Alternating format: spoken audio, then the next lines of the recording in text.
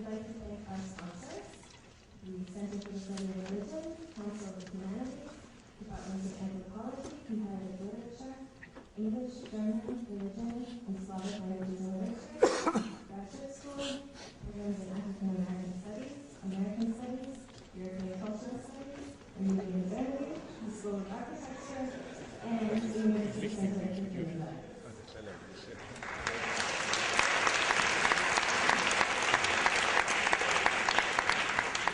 This event is the first in a two-part series, the second of which will feature Zizek and Cornel and will take place next March 28th at 4:30 p.m. during the Ashkenazi. Please check the website www.princeton.edu/archaeology for more information. Without further ado, I'd like to present the chair of this evening's discussion, Slavoj. The translator and commentator on early French philosophy, a cinephile, curator, and theorist of technology. Please give Professor Rubin a round of applause and introduce our two guests, Slavoj and Cornel.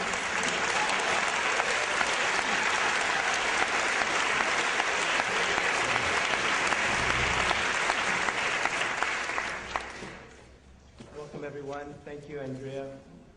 It's a great treat and pleasure to welcome two such extraordinarily public and engaged intellectuals to Princeton. It's a rare occasion, and I'm really happy to be here with you. One of the particular side effects, benefits of introducing such well-known figures is that it makes the job of the moderator rather easy. I really don't have to tell you much about either, since you've read the books, heard them on the radio, seen the movies, and now we'll hear them tonight in an exchange that I'm looking forward to as much as you are. In order to facilitate that exchange from undue interruptions, I would ask that you turn off your cell phones or have them vibrate also quietly. The format of the evening is Slavoj Zizek will present his lecture, followed by a response by Cornel West, to which Slavoj Zizek will then respond, after which we'll open the discussion to your questions. During the question period, there will be two gentlemen with microphones running around. Please address your questions to the mics so we can all hear them, and try to make them succinct so as many people as possible can have a chance to engage tonight's presentation. So without further ado, please join me in welcoming Slavoj Zizek.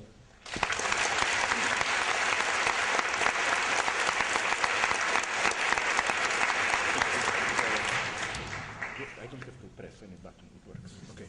I hope this works. Thanks very much for this invitation. I'm especially pleased, although a little bit afraid, out of respect, that my respondent will be my good friend Cornel West, because I also share his basic orientation, which is to combine progressive political engagement with certain, the least one can say is positive attitude or appropriation of religious topic, religious stance, and so on. I also think we can follow that that path, which makes us a minority maybe in today's progressive academia, but I think wait till 20 years when we'll take power and then we'll no longer be a minority. Okay, let's do some serious work today. I don't want to go into the direction of that unfortunate movie on me, because I only seen it once, and then my idea was like, would you allow your daughter, would you allow that guy to take your daughter to a movie? No, I mean, okay. So let me start. I really want to talk about belief. You will immediately learn, it's not a big surprise what the chicken are, no, from the title. But belief, what do we mean? What do we believe, especially how do we believe today? I think that our predicament with regards to belief finds its perfect expression in a documentary that I saw recently called Sandcastles, Buddhism and Global Finance. It's a documentary by Alexander Owie, I'm not sure I pronounce it correctly. It's a documentary which combines commentaries from economist Arnold Booth, sociologist Saskia Sassen, and the Tibetan Buddhist teacher Dzongkar Khyentse Rinpoche. Sassen and Booth discuss the gigantic scope, power, as well as social and economic effects of global finance. Capital markets, now valued at an estimated $83 trillion, exist within a system based purely on self-interest, in which herd behavior, often based on rumors, can inflate or destroy the value of companies or whole economies in a matter of hours. Then, the Tibetan Buddhist counters them with ruminations about the nature of human perception, illusion, desire, and enlightenment. His statement is, release your attachment to something that is not there in reality, but is only a perception. This statement is supposed to throw a new light on the mad dance of zillion-dollar speculations. Now, echoing the Buddhist notion that there is no self, only a stream of continuous perceptions, Saskia Sassen comments about global capital. Quote, it's not that there are 83 trillion.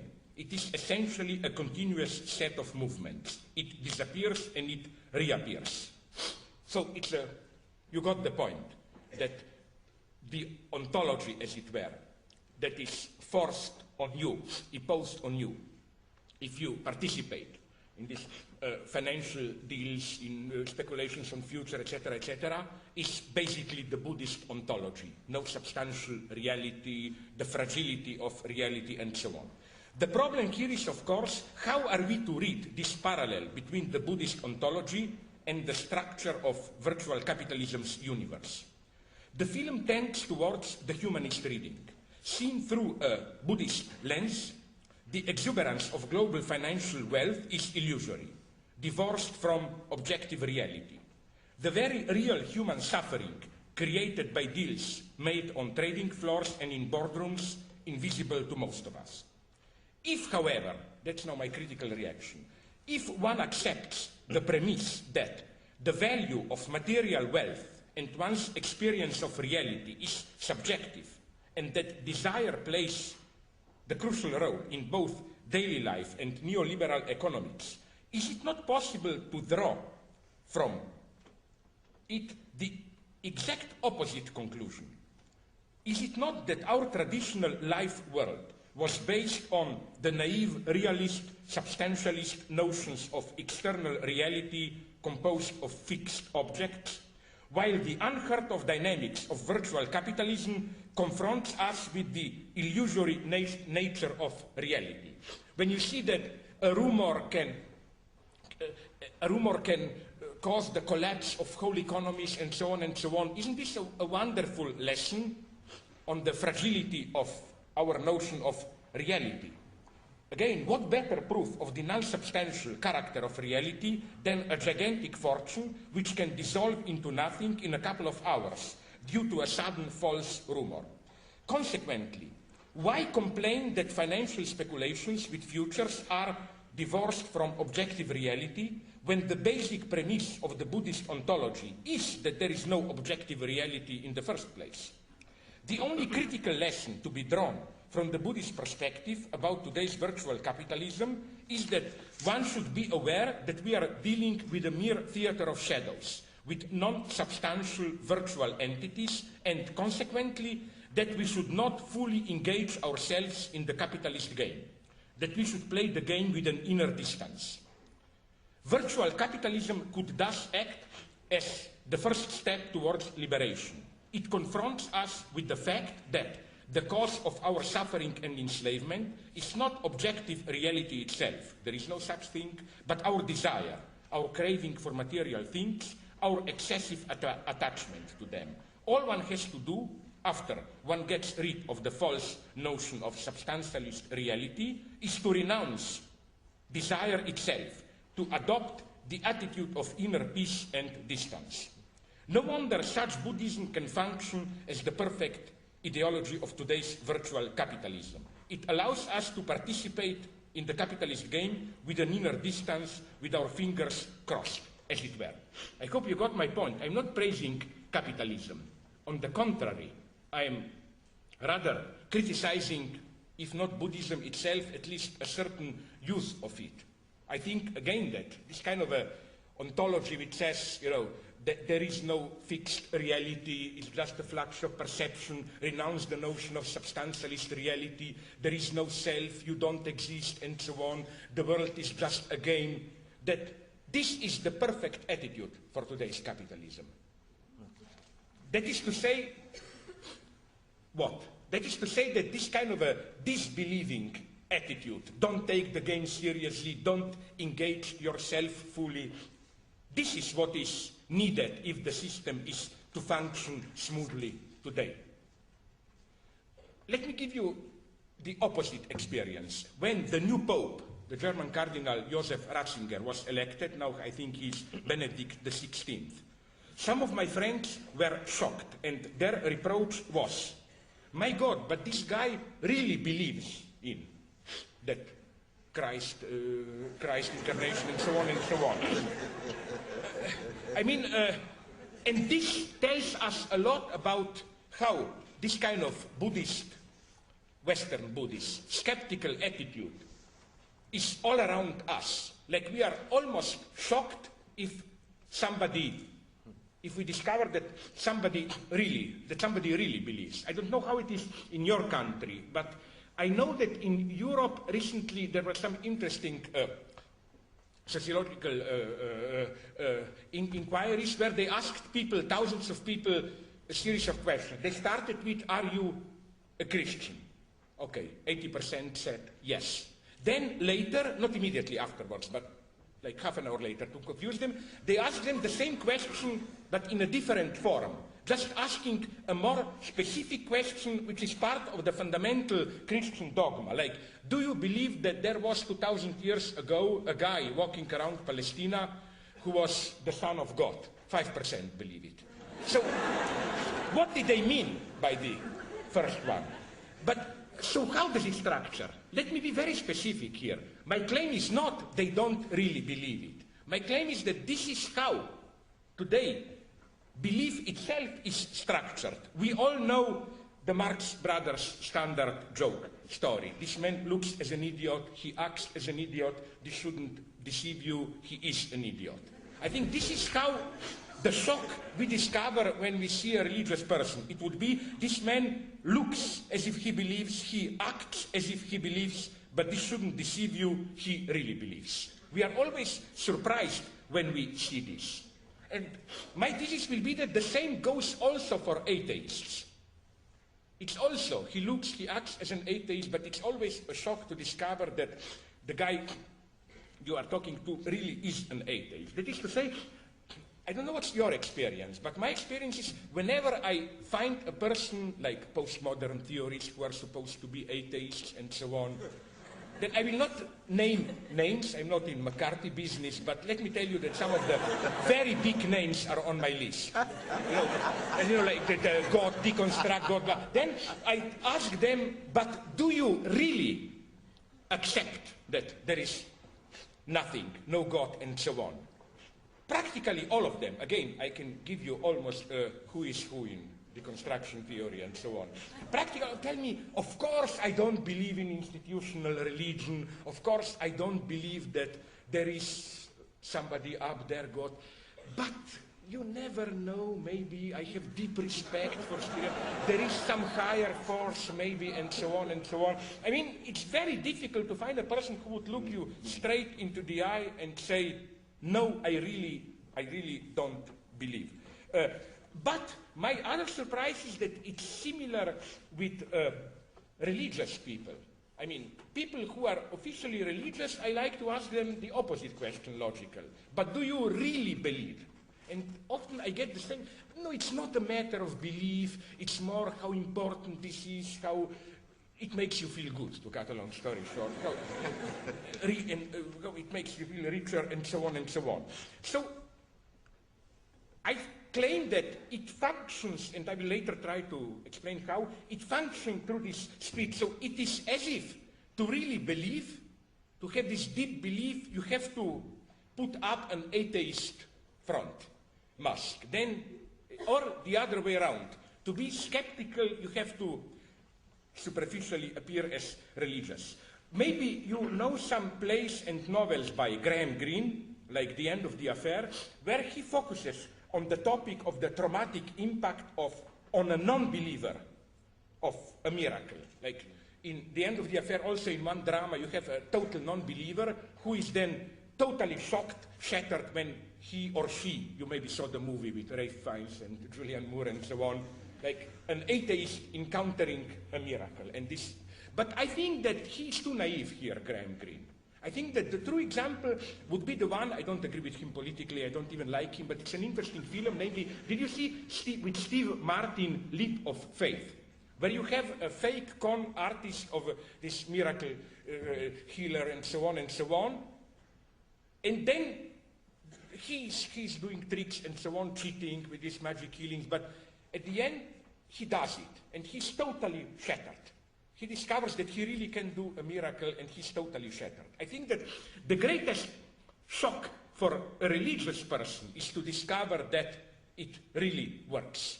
And this is how today it functions, and it's the same with psychoanalysts. Many of my psychoanalytic friends are by nature skeptical, and from time to time, they are shocked. They tell me, my God, but it really works, this interpretation. But the whole life should be this, no? So this is what interests me. Belief, it is impossible to do it directly. Somehow we have to take a distance, as it were, take a distance towards it. So now let me make a point clear here. My thesis is not, but nobody really believes today, and so on and so on. It's much more complex. I think that belief is not where we think it is. For example, let us take a thing where you would think there is no belief there, like Stalinist communism. I think the underlying structure is deeply religious, not in the stupid, superficial sense. Communism is a new belief, they believed in paradise on earth, in historical necessity, but it's something else.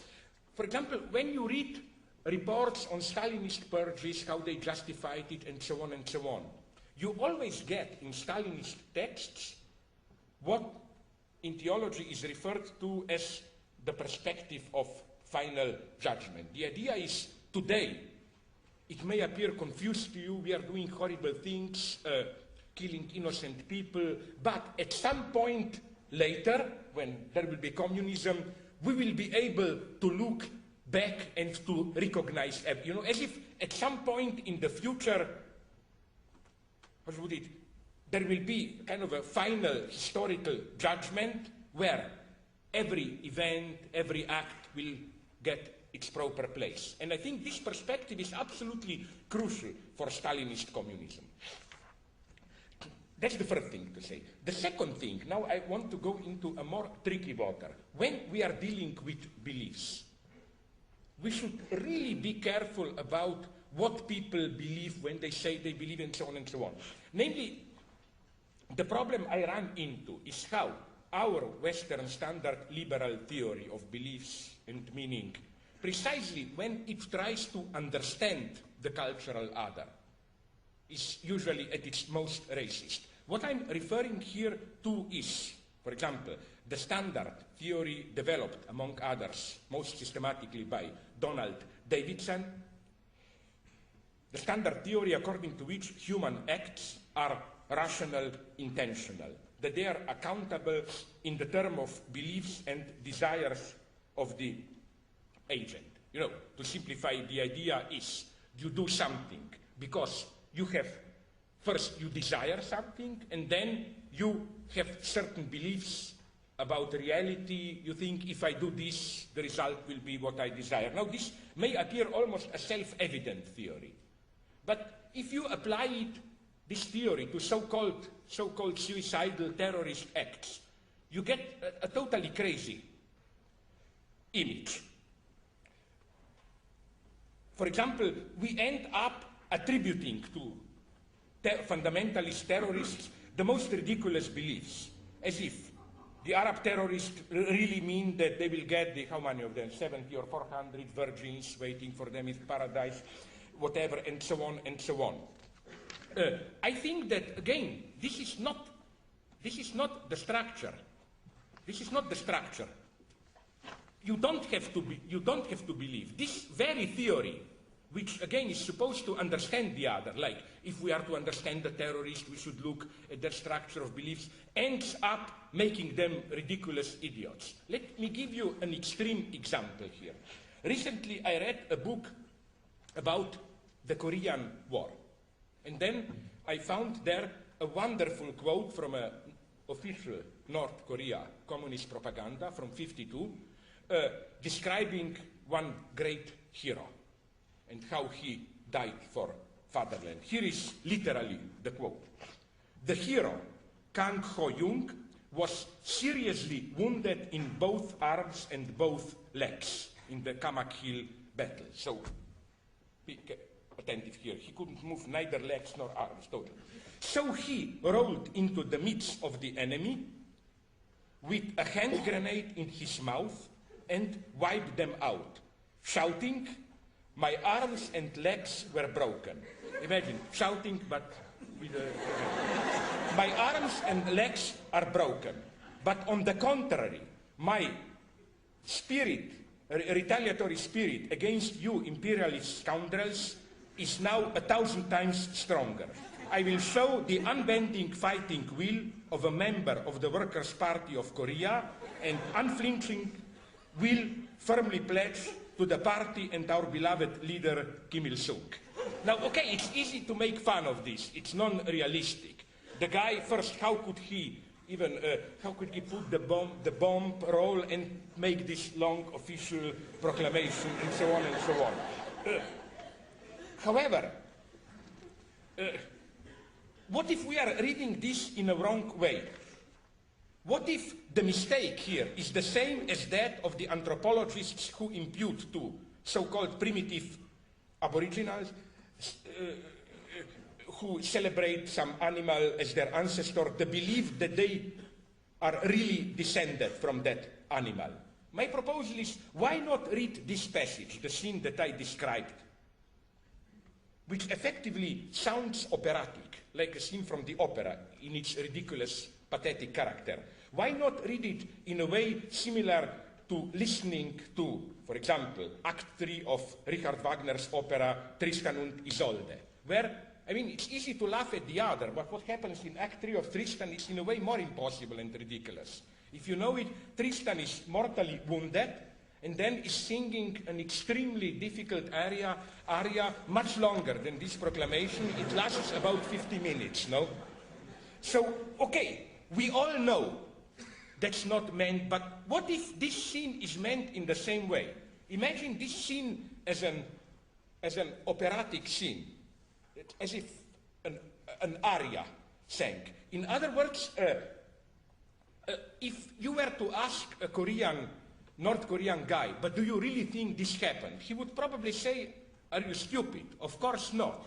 This is just meant to articulate our will to fight and blah, blah, blah. No? And so, again, belief is not, in this sense, literally a belief. This is not how it functions. And I claim, especially with so-called fundamentalists, don't make idiots of them.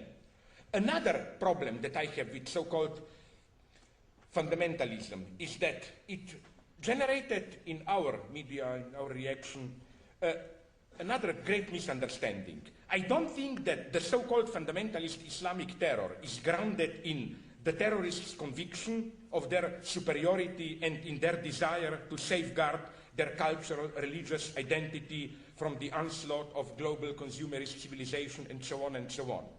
I think that now I will say something politically incorrect and very brutal, that the problem with so-called, I have problems with these designations, fundamentalist terrorists is not that we consider them inferior to us, but rather that they themselves secretly consider themselves inferior. Like, obviously, if you read Hitler's Mein Kampf, it's obvious that Hitler's problem is that he has problems with Jews. He considers himself inferior. Which is why our condescending, politically correct assurances that we feel no superiority towards them, only makes them more furious and feeds their ressentiment. The problem is not cultural difference, but the opposite fact that the fundamentalists are already like us, that they secretly already internalize our standards and measure themselves by them. And this clearly goes also for example, Dalai Lama, who justifies the Tibetan Buddhism in Western terms of the pursuit of happiness, the avoidance of pain, and so on and so on. So paradoxically, I think what the fundamentalists really lack is precisely a dose of true racist conviction into their own superiority, if you want. Another thing that should be stressed here, where I think the reference to terrorism is crucial, is that we should totally abandon this opposition which is forced on us, as if in ethics we should oppose those who are ready to sacrifice themselves for a larger common good, and utilitarians, hedonists, and so on and so on. We can learn here a lot, I think, already from the good old Rousseau, who distinguished clearly between simple egotism and the pathological amour-propre, self-love. His idea is that there is nothing bad in simple egotism, caring for yourself, for your pleasures. The result is always good, and it's even easy to generate morality out of this. The problem of evil is not hedonism, it's not I want to have a good time. As he does it in a very precise way, Rousseau, he demonstrates how the problem is when destroying the enemy, the problem is that of envy. When destroying the enemy, preventing the other to enjoy becomes for you more important than your own enjoyment. When you get caught into the logic of better to ruin others' enjoyment than for me to enjoy.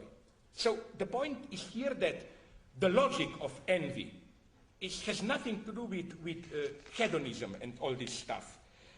Which is why, now I will make a more concrete statement here, which is why I think John Rawls' theory of justice is catastrophically wrong. It works only on the assumption that people are simply egotists. It works only if you suspend envy and ressentiment.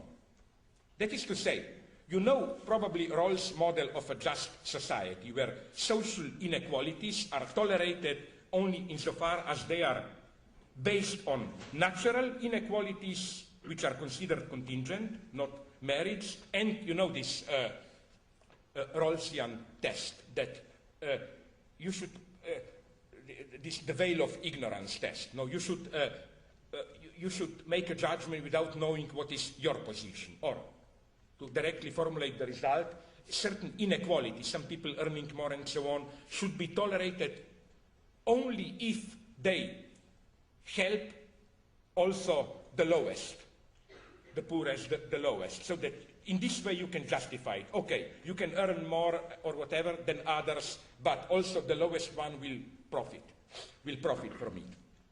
It sounds very reasonable. So first, we only get inequalities which are justified by helping also the poorest, the lowest in social hierarchy. And point two, these privileges of some people being richer and so on are not justified through some old hierarchies or whatever, but only in your natural capacities. How would this work in real life? I think it would have meant a total catastrophe. Why? Because imagine that you are the lowest, the poor one. You would, of course, be frustrated the others have more than you. But you would even be deprived of the right to protest, because it would be clear that you are less than the others because of your natural inabilities. And not only this, but the others are richer than you, basically in order to help you. I claim that the moment you introduce envy, the logic of envy, it explodes. It's a formula for disaster. In other words, I think that, I don't know, probably you have the same stories, but the logic of desire, which is the logic of envy, is totally ignored here. Like, There is an anecdote in my own country, in Slovenia, about a farmer, a peasant, who is given a choice by a good witch or a magician. He will, the god, whatever, all-powerful person, will give him, the peasant, 1 cow and to his neighbor 2 cows. Or take from him 1 cow and from his neighbor he will take 2 cows. Of course, the peasant immediately chooses the second option. Or, in Slovenia, we have even a more morbid version. The witch or the magician tells the farmer, I will do to you whatever you want, but I warn you, I will do it twice to your neighbor. You know what's immediately the farmer's response? Take one of my eyes. So then you will take both the neighbor, and so on and so on. What's the lesson of this? Now, don't misunderstand me. I hate Friedrich Hayek. But here he was right, where he emphasized how it is much easier to accept inequalities if one can claim that they result from an impersonal blind force. So, Hayek claims, the good thing about irrationality of the market success or failure in capitalism, you know, this idea that it's not really you are intelligent, whatever. There is always an element of contingency, of chance, who fails, who succeeds on the market, is that it allows me precisely to perceive my failure or success as basically undeserved, contingent. So, the fact that capitalism is not just, far from being something which makes it more intolerable, is precisely what makes it palpable for the majority. Because can you imagine what horrible the situation would be for you if you would have to accept that I failed because I am an idiot or whatever.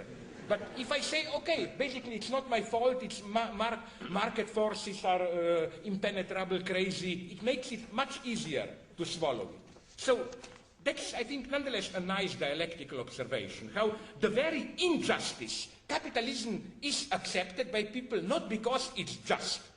No, those who are more intelligent, blah, blah, blah, succeed.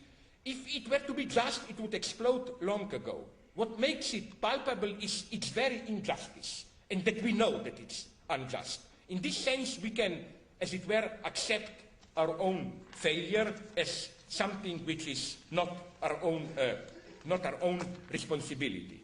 So much about this. Now, let me return to belief. What is the basic, what's then the structure of belief? If it's never clear what we believe, how it functions, and so on and so on. Now we come to the chicken. It's an old story, you know it, I will just give a new twist to it. You know this old classical joke about a man who believes himself to be a grain of corn, seed, whatever. He is taken to the mental institution where doctors do their best to finally convince him that he is not a grain but a man. However, when he is cured, convinced that he is not a grain but a man, and allowed to leave the hospital, he immediately comes back trembling, scared. There is a chicken outside the door and he is afraid that the chicken will eat him. The doctor says, of course, dear fellow, you know very well that you are not a grain but a man. Of course I know that, replies the patient, but does the chicken know? Now you will say that's a joke. No, I will try to prove it now in the second part of that this is exactly how it works. For example, this is what psychoanalysis is about. It's easy to convince you that your symptoms are just effects of your repressed traumas and so on and so on. But the problem is to convince the unconscious, which is, as it were, the chicken in you. How does this work even with Marxism? I think that this is what Marx was, which is why I think Marx should still be read. This is what Marx was targeting. Precisely, I claim this paradox of belief is what Marx was targeting in his good old-fashioned, but I think we should return to it, theory of so-called commodity fetishism. Let me quote you the first sentence, or the first two sentences of this subdivision 4 of the chapter 1 of Capital, the fetishism of the commodity and its secret. Quote, a commodity appears at first sight an extremely obvious, trivial thing, but its analysis brings out that it is a very strange thing, abounding in metaphysical subtleties and theological niceties. Everybody reads this passage, but are you aware how strange it is? What Marx does here is exactly the opposite of what one would expect from, precisely a Marxist social critic. The idea is you take a mystified ideological edifice, religious, fantasy, whatever, and you try to reduce it to real-life phenomena, economic, political processes. You try to show how even these most mystical, sublime phenomena are generated by the real-life struggles, production, and so on. That's the usual idea of critique of ideology, no? To show how ideological phenomena are generated by real life. But Marx is saying here almost the opposite, that the problem is not to reduce sublime phenomena to ordinary reality. The problem is to become aware of the, as it were, metaphysical subtleties and theological niceties, of the theological dimension of what appears to us as ordinary reality itself. This is for Marx commodity fetishism. Commodity fetishism is not you think you are dealing with something mystical, commodity, whatever, but in reality, as we put it, commodity is just an ordinary object, part of social exchange, and so on and so on. You think you are dealing with an ordinary object, but in reality, no, that's the whole problem. In what kind of reality there is this theological aspect of commodity. So that's my formula. When, let us say, a critical Marxist encounters a bourgeois subject immersed in commodity fetishism, the Marxist reproach to the bourgeois subject is not a commodity may seem to you to be a magical object endowed with special powers, but it really is just a reified expression of relations between people. The actual Marxist reproach is rather, you may think that the commodity appears to you as a simple embodiment of social relations, that, for example, money is just a kind of voucher entitling you to a part of social product. But this is not how things really seem to you. In your social reality, by means of your participation in social exchange, you bear witness to the uncanny fact that a commodity appears to you as a magical object endowed with social powers. In other words, to go back. Just to explain this, to make it absolutely clear. So we have three levels, not two. We don't simply have, this is my central point, we don't simply have reality and illusion, illusory beliefs. It's not that in reality a commodity is a social product, some object becomes a commodity because of its role in social exchange, but we idiots are victims of commodity fetishism and think this is an inherent value, there is something magic in a commodity or money.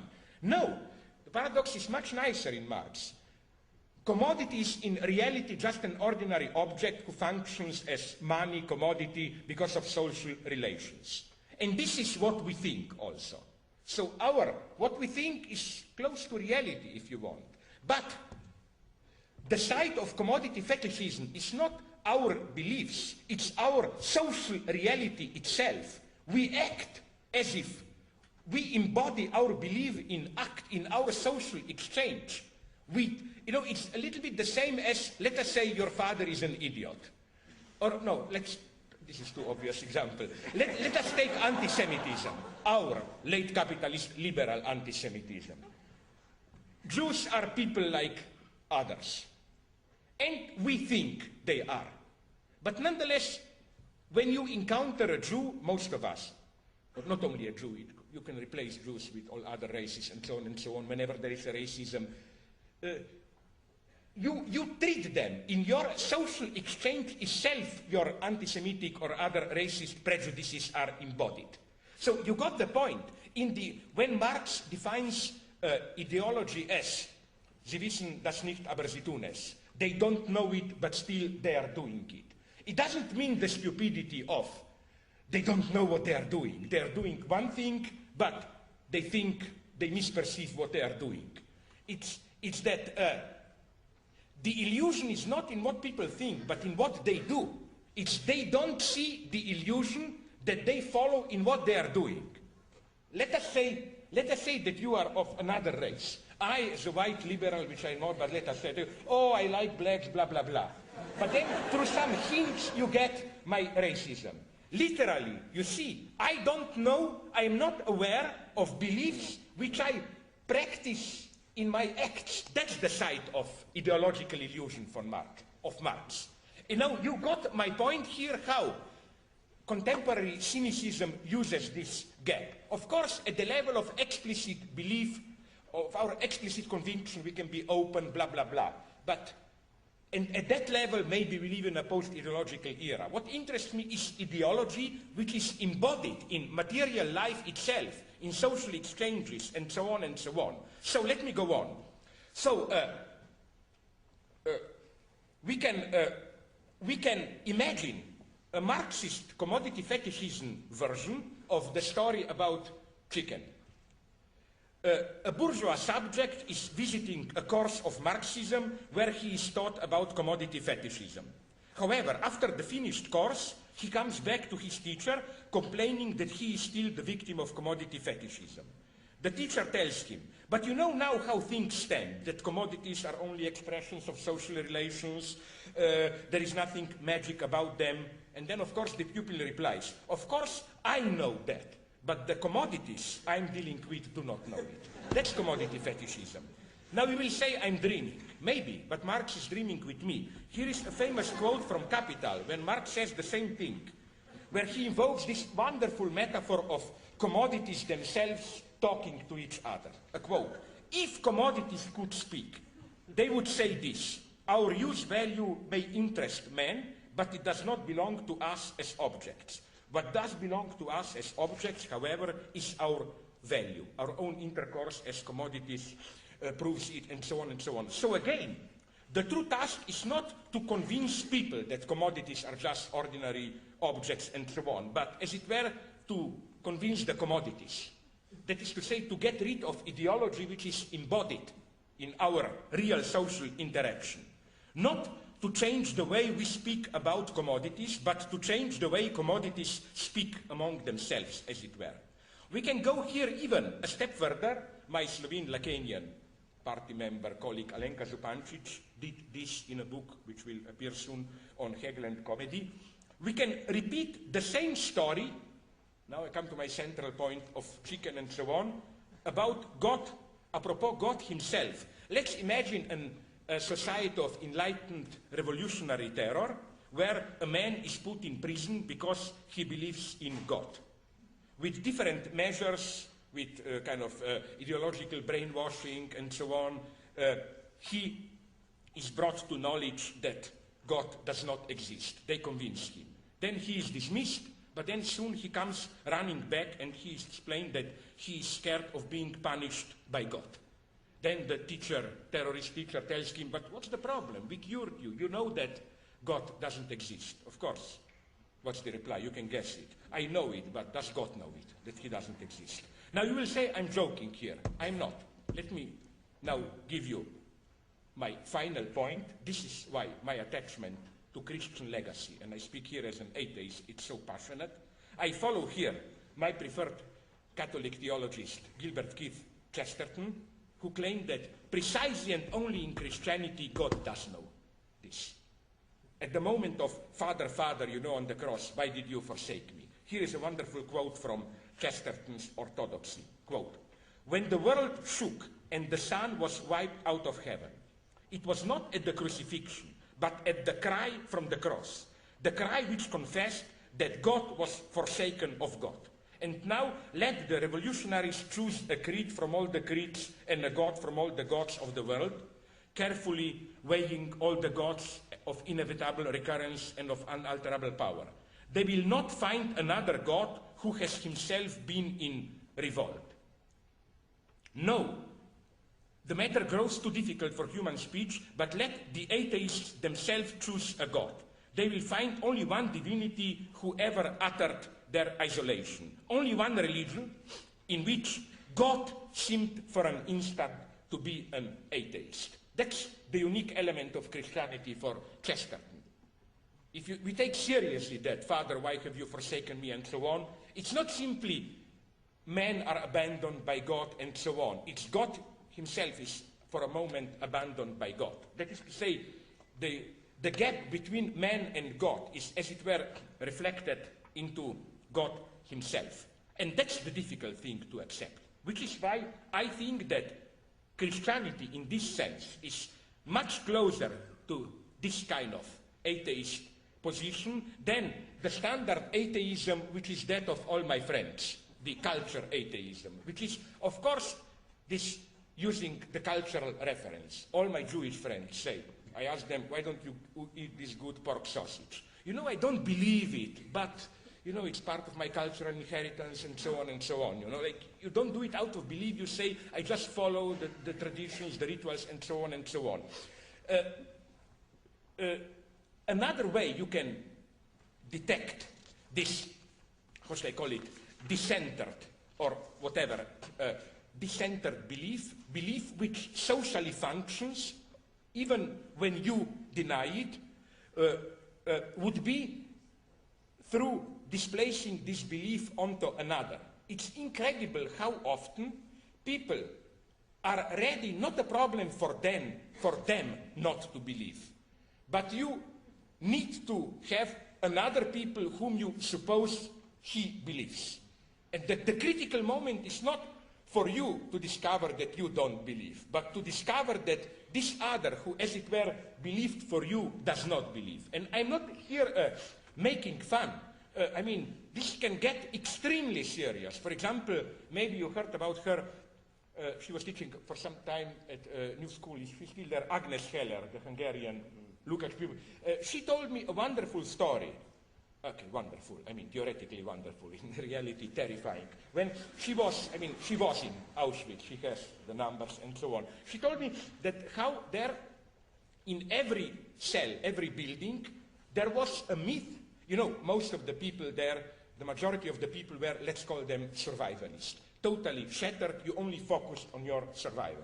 You followed certain rules, but within these rules you could steal for others and so on. When you lose even this survivalist attitude, you regress to the level of so-called Musulmanen, Muslims, the living dead. You simply didn't care.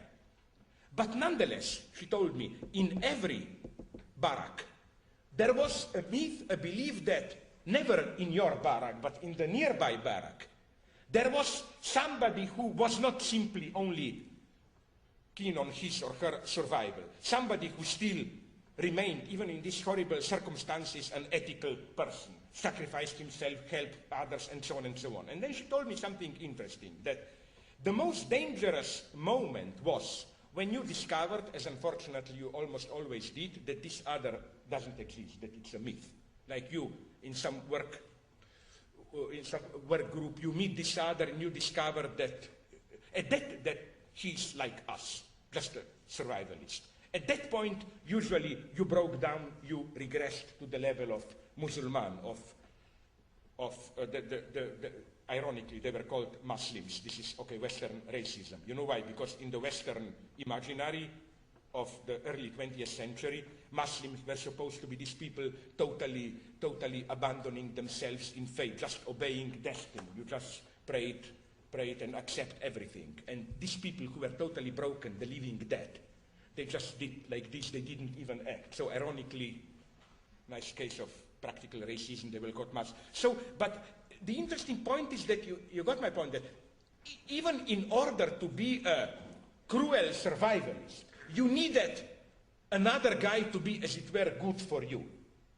You needed to believe, I may be evil, egotist, because another one is good for me, as it were. If you needed that even to support your egotist attitude. And it's incredible how often you find this at different levels. For example, I read an interesting research recently about sexual promiscuity, how most of the people who engage in orgies and so on, they can be extremely wild, doing I don't know what, but usually, nonetheless, they always have another one who, as it were, has to remain pure for them. It's usually their children or their, like, I can do with triple penetration, name it, whatever. But don't touch my son, or but don't touch my mother. There is somebody else who has to remain pure. So let me go on here. How then? What's the structure here? The structure of this objectified belief. That's my lesson here. How beliefs today, more than ever, precisely in our cynical, post-ideological, blah, blah, blah era, how beliefs are objectified. You can, as it were, believe without believing. You just practice belief with your acts. There is a wonderful anecdote, maybe known to some of you, about Niels Bohr, you know, the Copenhagen, the guy, who I think was very intelligent, also in theological matters. You know that I think that he provided a perfect answer to your own guy here, Princeton, Einstein. No, you know the famous, God doesn't play dice. But you know what Niels Bohr's answer to Einstein was? Don't tell God what to do. No, I think it's correct. Okay, there is another, I think even much better anecdote about Niels Bohr. A friend visited him in a countryside house and saw, it was an old farmer house, saw above the entrance the horseshoe on the entrance door. I don't know if it's here also, but in Europe this is kind of a superstitious object, like it brings luck. No, if you have a horseshoe. Okay, so the surprised visitor asked Niels Bohr, why do you have that? My God, I thought you were a scientist. Do you really believe in this? You know, Niels Bohr gave a perfect answer. Of course, I'm not an idiot. Of course, I do not believe in it. But I have it because I was told that it works also if you don't believe in it. That's how it works today. We don't believe it, but it works even if you don't believe it. No. In other words, this brings us back to my big theological reference, this notion of objectified beliefs, to Pascal. I think that Pascal, you know this Pascalian slogan, interpreted endlessly by almost all French, but it is as if the entire French Marxism is a version of Pascalian theology. You know the Pascalian famous, like Pascal is basically the first theorist of Alcoholics Anonymous, this fake it till you make it. That is to say, you don't believe, no problem. Do as if you believe, kneel down, pray, and belief will come by itself. But I think that from today's experience, we should turn around Pascal. It's more complex. The logic is not kneel down and you will believe, but kneel down and you will make another belief, another agency or whatever, believe for you. That is to say, one can say that, how to put it, the problem is not, the truly traumatic thing is not to believe, but to believe seriously, too much. And I think that what ritual allows you is, as it were, to get rid of your belief. The idea is, are you too haunted by religious experience? Do you really believe? Is it too horrible of you? My God, I really experienced God and so on. Not a problem. Practice a ritual and then it will get mechanized and you can think about masturbation, whatever you want. You know, the ritual is doing it for you. It's the same thing as, I don't want to repeat it here, that I immensely like, which I think is one of the greatest 20th century inventions, canned laughter on TV. You know, where the TV set literally laughs for you. Now, I may be an idiot here, but for me, it really works in the sense that, let's say, in the evening, you come home, you are tired as a dog. You put on TV, you get a stupid show, Friends, whatever, Cheers, with canned laughter. What's the magic? The magic is, I totally disagree with people who claim that the function of canned laughter, you know, the laughter on TV soundtrack itself, is that to make, as in this idiotic imitation, to make you laugh. It's simply not true. Again, I spoke with some researchers who told me, no, people don't, it doesn't function in this way. No, the point is precisely that you are rid of even the duty to laugh. But, so what's the point? That's the magic. The magic is that, maybe I'm the idiot here, but I'm afraid only I'm not, is that when the show is over, you just stared as an idiot, nonetheless you are relieved as if you laughed. That's the magic of it. The TV laughed for you and it worked as if you did it. And I think that this is even the nice old Catholic manipulation with marriage, like, it's too much for you to really love a partner. It's too intense. It's unbearable. You know how difficult it is truly to be in love. Like, it ruins your life. It's a catastrophe. I mean, the idea is, get married, you have a ritual, and then you can start to dream, to cheat, whatever. You get the minimum distance of the ritual. Oh my God, I have so many other things, but nonetheless, slowly I will conclude it. So again, to conclude, my first big thesis is that this functioning of ideology, where you are even not aware of your own beliefs, that is to say, it is not as in the classical idea we have of ideology. You officially believe, follow the blah, blah, blah, but secretly you daydream about, or even you are not aware how secretly you are an atheist, wild desires, and so on and so on. No. Today, I claim the situation is almost the opposite one. We are officially hedonists, we don't care, and so on, because we believe where? Not deep in ourselves. I'm not playing this game of deep discovery. Because we believe in our acts, we practice beliefs. Which is why not only it doesn't hurt the official ideology if you don't explicitly believe. My thesis is much stronger, is that today for an ideology, in order to function, it must not be taken serious by its subjects. It's too much. You must have a distance towards it. Which is why, for me, the most elementary ideological statement is the statement, but I'm not just a slave of ideology, I'm also a human person. There is something more in me, this minimal distance. Where do you find this distance? For example, this is for me one of the signs of ideology at its purest. If you buy a book of a popular author, and you know, on the back side of the cover, you usually get this short description of the author, he published these books, blah, blah, blah. And then to humanize the author, did you notice it? You have usually then 2-3 lines about some private life. In her, now I read a detective novel, She's the Best for Me, of Patricia Highsmith, and it said at the end, in her free time, Miss Highsmith is gardening and taking care of her cats. You know, this is ideology. This signal. So I tried to do with my last book, the publisher rejected it, to twist this just to shock people, to add in his free time, Professor Zizek is surfing the internet for child pornography and teaching his son to pull out legs of spiders or something like this. Just to show it how this is the falsity itself. This distance is it. Okay, now the final twist, the final question. If we have this cynical functioning of ideology and so on, but what about so-called fundamentalism then? Isn't nonetheless then fundamentalism, so-called fundamentalism, a good thing in the sense of, my God, they at least really believe? No. Why not? Let me be very precise here. I think that fundamentalism and the utmost postmodern cynicism share something. What I call the decline of the symbolic function.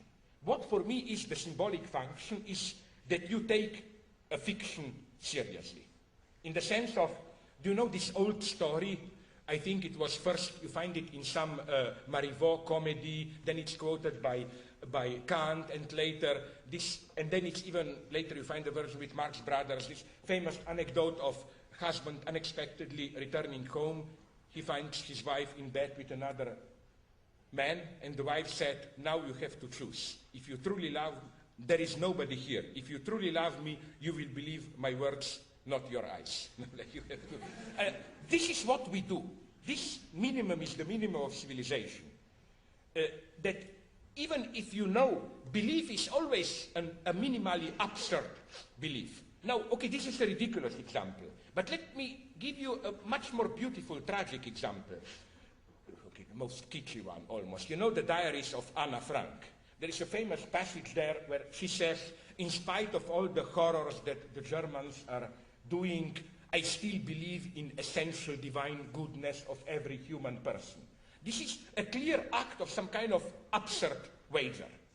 Belief has always the moment of this crazy decision, crazy counterfactual wager. In spite of all the evidence, I believe it.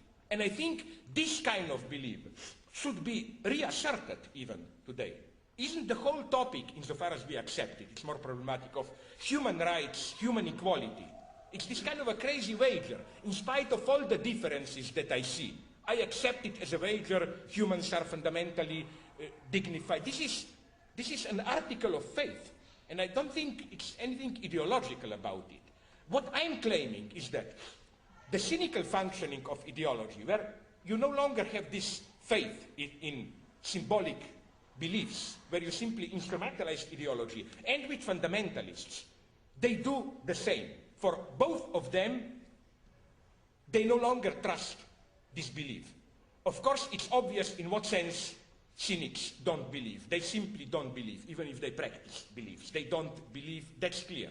But now you will tell me, but what about fundamentalists? A true fundamentalist, I think, literally does not believe. In what sense?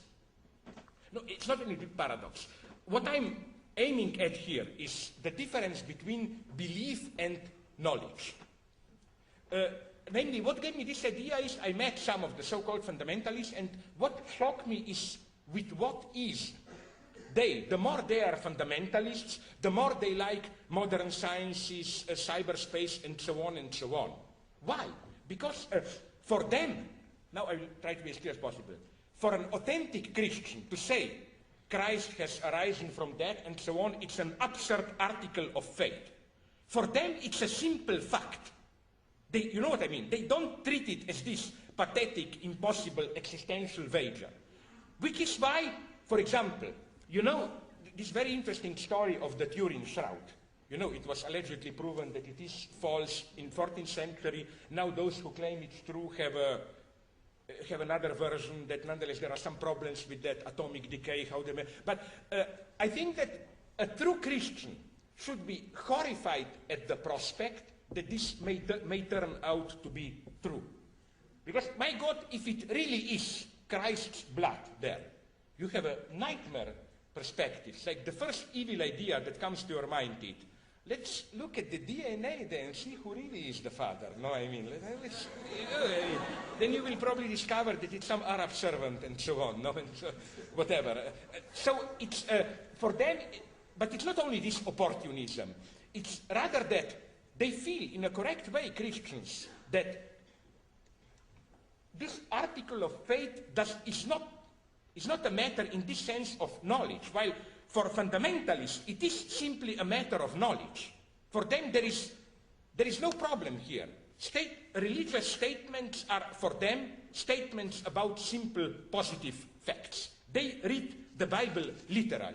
This crazy decision of, in spite of all the facts and so on, I choose to believe in human rights, equality, and so on and so on.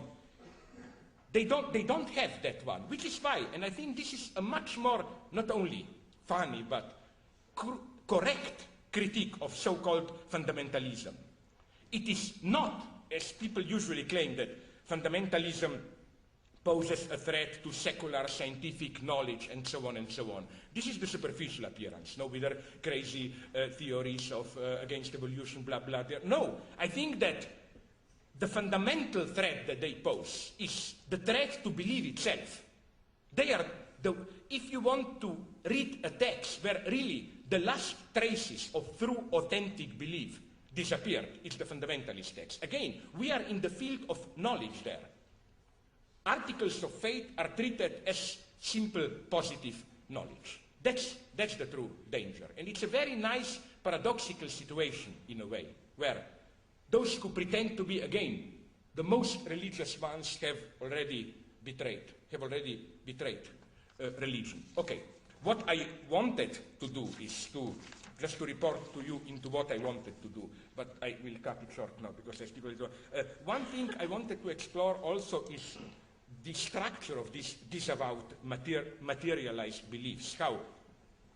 I think that we have at this level what I'm tempted to call the institutional unconscious, in the sense, not in any mystical Jungian sense of collective unconscious, but a set of implicit presuppositions, desires, beliefs, which are disavowed by an official ideological edifice, but are part of the institutional logic. And here we also enter a very painful domain, for some Catholics at least, because, for example, I'm more and more convinced that all these cases of pedophiliac scandals among the Catholics, prove that this pedophilia is not simply something which happens to Catholics, to Catholic priests as a simple fact of life, in the sense of even if I become a priest, what can I do? I'm still human, so this haunts me, and so on and so on. I can even, to be extremely vicious, imagine an ordinary heterosexual guy who becomes a priest and then turns slowly into a pedophilia, because it's something in the logic it's not the private unconscious, it's the set of unwritten obscene rules inscribed into the institution itself. That's one line I wanted to pursue. Another line, which is my favorite philosophical line, I don't have time for it, it's to define this knowledge, this implicit knowledge that we possess without knowing it, if you want, or rather, sorry, now I'm making a mistake, I was criticizing this implicit belief in the Hegelian terms of self-consciousness. Namely, I was surprised reading Hegel's theory of state about how precise Hegel is there. When Hegel says that that state is a self-consciousness of the people, and so on and so on, usually Hegel is read there as kind of a ridiculous spiritualist, implying a kind of a mega-spiritual, mystical, spiritual subject, whatever, who runs the show behind. No, what Hegel means is something very materialist there. For Hegel, self-consciousness simply means a refractive registration, in the sense of you don't do it, you at the same time register it reflectively as a symbolic act. What do I mean? Let me give you a totally vulgar example. Most of the people who have jeans, wore jeans today, or, for example, in Slovenia, my countries, many people now it's fashionable to have Land Rovers and so on and so on. People live in the city and travel mostly from the suburb to the center, but in a Land Rover. So they don't need it. So it's in order, as it were, to make a statement. You know what I mean? It's not just a utilitarian fact. Even or precisely when you are dealing with objects which declare themselves as pure utility. It's not fashion, it's just useful. But they already declare their utility. This is for Hegel self-consciousness. It has nothing to do with individual awareness. For Hegel, this means that the state is not just an instrument, but has to register, declare its status through public rituals, and so on and so on. And Hegel is here very materialist when he emphasizes that this has nothing to do with people effectively being aware of it. Hegel, in some of his notes, which are only now published to his philosophy of right, evokes an example of a state parade, for example, state ritual, where even if all the individuals are thinking about their private affairs, whatever, not aware, still, the ritual as such is self-consciousness of the state. In this sense, to give you an idea, in the Hegelian sense, the symptom is the subject's self-consciousness. Let us say I'm convinced in something, whatever, but then through a symptom I undermine it. Let's just say I think I love my wife, but I produce a symptom which embodies my secret, disavowed, I'm not aware of it, hatred, whatever, of my wife. This symptom is, in the Hegelian sense, the moment of my self-consciousness. In this sense, you know what I mean. We have, again, a certain knowledge of which I'm not aware, but which exists out there objectively. So, all these paradoxes, I think, again, are crucial for how ideology functions today. The reason I engaged in this way is to, again, to make you skeptical about this easy disposition of ideological positions today, where as if the opposition is between, I don't know, fundamentalist belief or liberal skepticism, hedonism, and so on and so on. It's not like this. I think that it's not like this. That in a way, precisely cynics or hedonists are usually, in their practice itself, believers. So again, I think that this strange category of belief which exists objectified in our acts, even if we publicly mock it, make fun of it, and so on, it's the key to analyze today's society, the key to how ideology functions in a post-ideological era. I'm sorry if I was too long, but on the other hand, I'm not sorry because that's my nature. Thanks very much.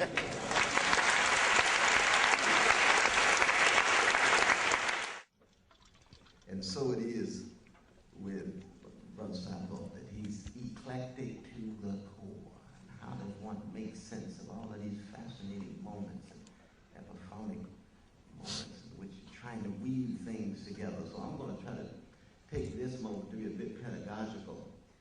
I'm trying to say something educational in the sense of the context to grasp what you have given us. Because as a public intellectual who transgresses the disciplinary division of knowledge in our academy, and therefore there's no way that we can subsume what you have just presented under any discipline. In other words, it was a total confusion, or what? Well, no, because certain disciplines are highly confused, so it might be providing certain illumination and understanding much better, absolutely. But it also is a way of traversing various publics, that your mode of presentation, the very genre itself, brings us in, it lures us in, it summons us in to your discourse, so that it's both academic, but it's also journalistic, it's also popular culture, it's also high culture, it's anecdotal, it's full of jokes, but there's a deep sense of the comic that's operating. But what I want to highlight first and foremost is the philosophical framework. And it has so much to do with the story about the chicken. That what I've always loved about your work is that you are unabashedly old-fashioned in your philosophical orientation. And what I mean by that is that in a moment in which, especially on the left, people are post-Marxist and post-modern and post-psychoanalytic, you are modern to the core. When he writes phrases like German idealism is the unsurpassable horizon of our philosophical experience. So from Kant to Hegel, that's where the good stuff actually resides. You can play footsie with various postmodernist writers, but when you want substance, you're going to have to go back to the German idealists. What were the German idealists dealing with? Well, let's just look briefly at your favorite text, I think, or one of your favorite texts, the great text of 1809 of Schelling's treatise on the essence of human freedom. That's the text that Heidegger says shattered Hegel's logic before Hegel published the text. Undermined the older form of German idealism. Why? Precisely because, like the chicken in us, it highlights the traumatic core of the modern subject.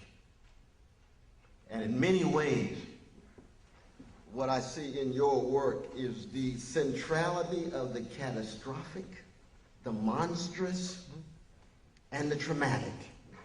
And even Jacques Lacan is a kind of means by which you force us to come to terms with the traumatic. And postmodernist moves of cynicism and relativism and nihilism and so forth are simply modes of evasion that somehow don't want us to come to terms with that traumatic core. And what's distinctive about that text of 1809 is not only the text was written at a moment in which his wife was dying, Caroline, who was the wife of August Schlegel, who he had seduced after having been engaged to her daughter. And you know, very leftist politically. After her death, Schelling turned reactionary only. That's true. That's absolutely right. But I mean, and I say this because it's a way of trying to historicize and concretize what we're talking about here. Because what this text is fundamentally about is what are the ways in which we talk about the traumatic, the catastrophic, the monstrous, be it in terms of our individual psyche, or be it in terms of our culture, a larger civilization. I mean, it's no accident that the text that I would highly recommend to each and every one of you called The Fragile Absolute. Why is the Christian legacy worth fighting for? Various references in some ways in the text. And he didn't get a chance to read the whole text because he gave me a slightly different text, which I appreciate because it's just so creative. You can see your mind forever moving, building on what I read. But in that particular text, what I also saw is how easy it is to settle for trite formulations that somehow don't force us, don't compel us to wrestle with these very, very dark centers inside of ourselves and inside of our society. Now, what is the significance of this? Well, one is that one has to move backwards in order to move forward. That is to say, if we're going to go back to wrestling with the old problematic of German idealism, what does it really mean to be homeless? What does it mean to acknowledge the ineradicability of the non-rational? What if reality and being itself is impenetrable? What does it mean to actually confront the fact of the intractability of the unfathomable? Is that just empty rhetoric? Not at all. It means, in fact, that somehow we've got to either learn how to confront and cope with the traumatic, or we will forever remain on the surfaces. And the move toward the 19th century, toward Schelling, toward German idealism, toward wrestling with forms of alienation and the traumatic and the catastrophic go hand in hand with a return to Marx. Not in any simplistic way. You can see the reading itself is sophisticated. But all the postmodernist talks that downplay class, that downplay empire, are similar modes of evasion because we don't want to deal with the traumatic core at the very center of our own lives and civilization. And we in America have a very different religious profile, as you know.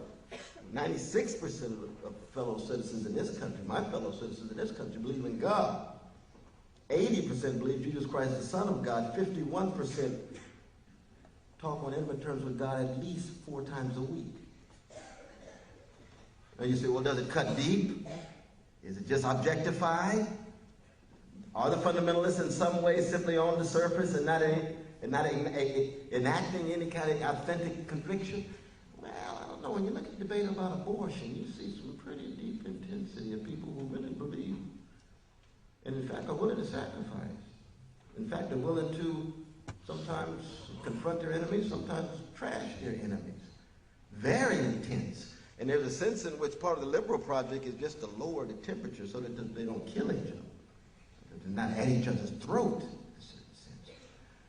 But at the same time, you see that the religiosity that you're talking about, so much of it market-driven, as it were, so much of it obsessed with upward mobility, so much of it not really confronting the deeper traumatic core at the very beginning of this nation and given its enactment thereafter, does, I think, provide some ground for what you're saying. I think my question to you in part would be, what would be an example, a constructive, positive example of the kind of beliefs that you would want to promote? I know that usually it's a certain kind of psychoanalytic practice, and certainly usually it's a certain kind of anti-capitalist practice, or even sophisticated Marxist praxis.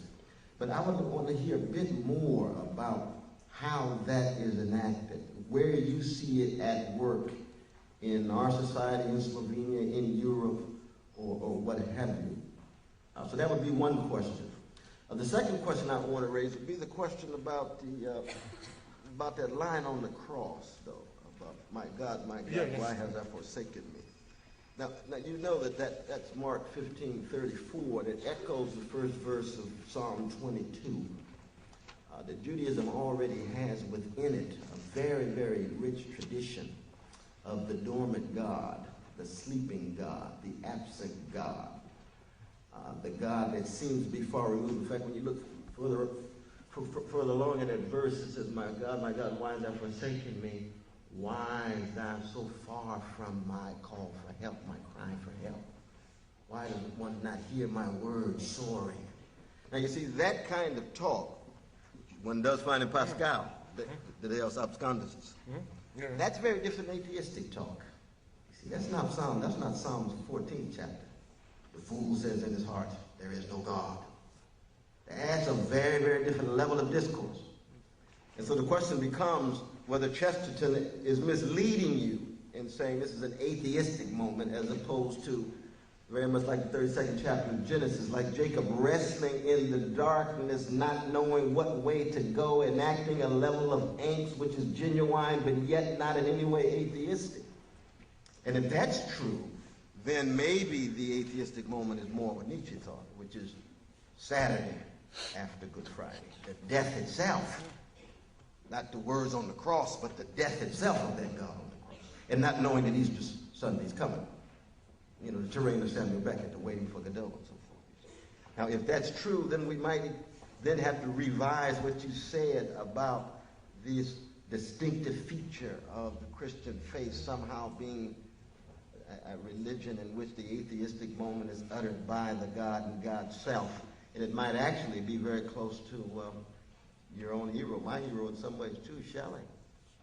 You're talking about when you actually look at the life of God, what was it about the emergence of God, the emergence of man in the life of God that seems to be grounded on a certain kind of derangement and catastrophe in which things are out of joint, almost echoes of Hamlet here, and haven't been harmonic since. And that's a very different space, it seems to me, to reside. I think it cuts much deeper than the Chesterton-like move that I see you following just on the second point here. And let me just end, and I want to say, open this up for questions and so forth. But see, when I read you and listen to you and say how fascinating it is to see someone philosophically old-fashioned and politically revolutionary and culturally so playful and personally so charismatic and having significant impact here and around the world. I mean, that's a very rare kind of moment. There's a sense in which it would be fascinating to engage in a Zizekian analysis of Zizek's praxis and try to understand the emergence of your own discourse and practice at this particular moment, and what kinds of silences and what kinds of insights can be culled from what you're doing. But that's a much larger question, but I just throw that out before we open it up. Okay, I will try. Yes, jump right in. Now, do we applaud to you also? I think you deserve it.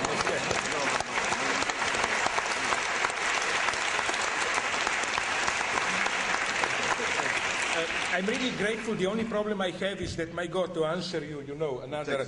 I will just try to mark some. First, I deeply agree with what you said about this moment of madness, monstrous. And here, it's a much more detailed polemics. I cannot go now into technical details, but in the big debate, about cogito, history of madness between Foucault and Derrida, in spite of all the extreme finesse of Foucault's reading, I basically think that Derrida was right there in detecting a kind of a trans-historical moment of madness in the very core of subjectivity in cogito, Cartesian cogito himself. And here we come to what you mentioned, because already in Kant, but later in Fichte, in Schelling, in Hegel, this explodes again.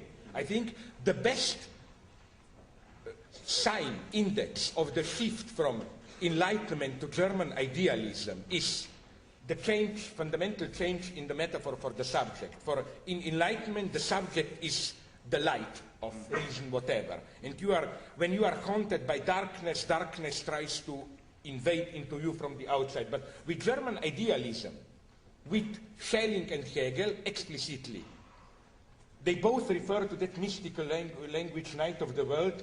Night, darkness is the term for the very excessive, crazy core of subjectivity. And here, not only Schelling, but Hegel should be reread, the lesser-known Hegel. For example, if you look at Hegel's Encyclopedia, third part, Philosophy of Spirit, things that almost nobody reads, like the very beginning anthropology, where Hegel tries to develop how human mind emerges out of this immersion into animal feeling and so on. He has there wonderful 20 pages of notes reconstructed afterwards from his improvisations at his lecture course about how madness is inherent there, and how the whole then of civilized mind, language is a desperate attempt to contain this madness. We don't have time to go into this. What you mentioned about historicizing and so on, may I make a brief remark which always fascinated me? What I found always so fascinating with so-called like deconstructionist, postmodern, and so on, is how selective they are in their historicizing.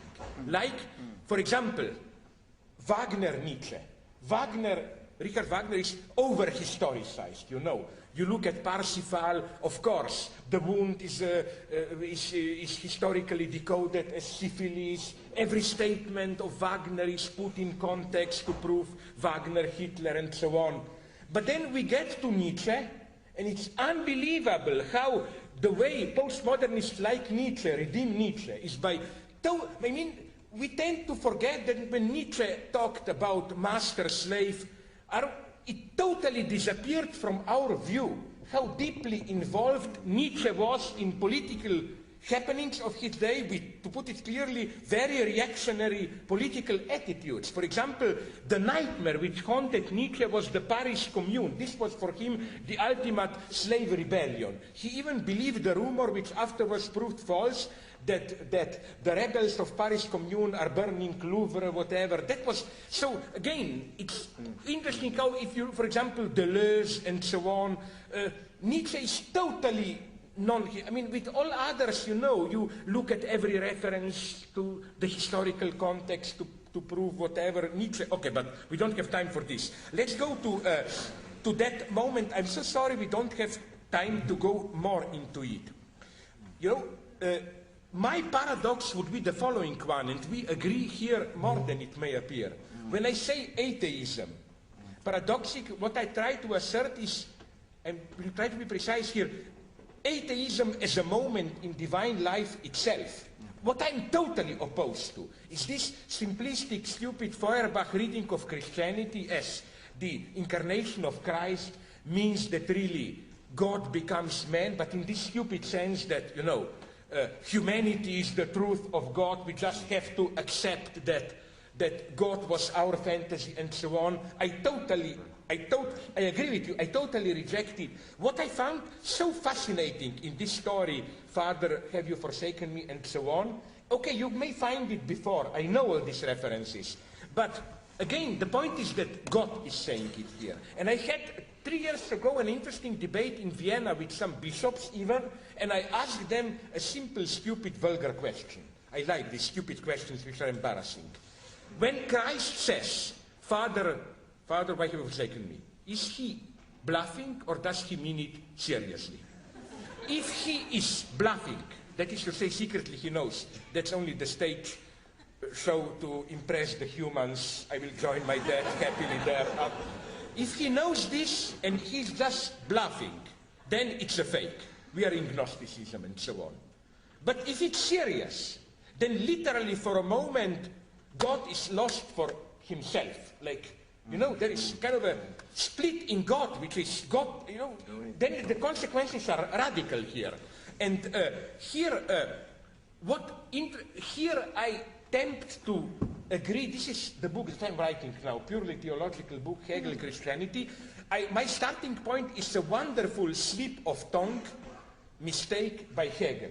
You know, what is the distinction between, what was the theological cause, superficially at least, which triggered in 4th century or when 50 later, the split between Orthodox Eastern Church and Western Christianity. It's this, how do you call it, the question of the Son and the Holy Spirit. No? For the Orthodox, who is, where does the Holy Spirit originate from?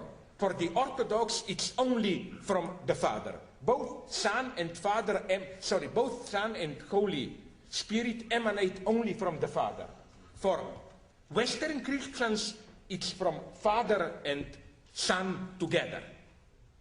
The East wanted the absolute, as they put it, the theologists, to maintain the absolute monarchy of the Father. Now Hegel does something incredible. It's a truly Freudian slip.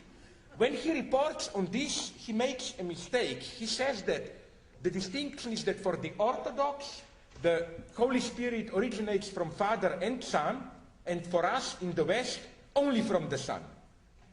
I agree with Hegel. That's my point.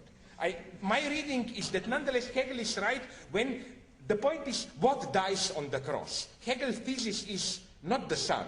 It's not that God's representative dies, and that what dies on the cross is Father himself.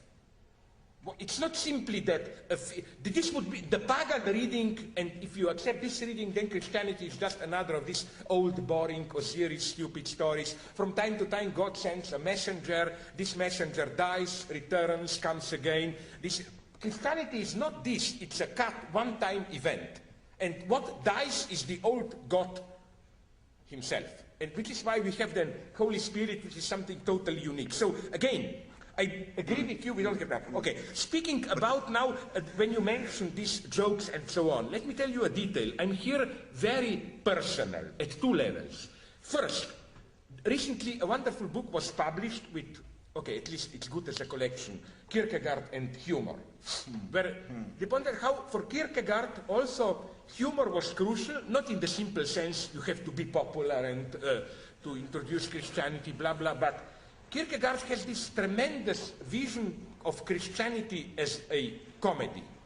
Not comedy in the simple sense of Dante, Divina Commedia, comedy is what ends well, but in a more radical sense that incarnation, embodiment, it's a comical event. Kierkegaard has this wonderful idea that imagine from far king is coming, and then, you know, this stupid elementary comical scene, and then instead of a king entering, when trumpets announce it, people looking, a small dog enters, no? Kierkegaard says, my God, this is incarnation. You expect a big God, you get an ordinary guy there. That this gap between Christ as the poor ordinary guy and divinity, it's a comical gap. And I think this is what reactionary fundamentalists miss. The problem for me with Mel Gibson's Passion is that he misses the joke of Christianity, which is why it's a pagan film, I think. Okay, another thing is that, of course, it's the greatest monument to Southern California sadomaso gay community. No, but that's another story. No, okay, but what I'm saying is that another very personal moment here for me about jokes is that it's precisely my own political experience. In ex-Yugoslavia, you know, the terrible civil war in the first half of the 90s, you remember, my God, 300,000 people killed in Europe, where people, I don't know why, didn't expect it, as if Europeans are not even worse, no?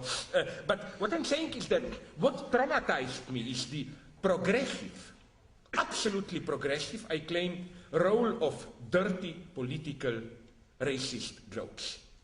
In what sense?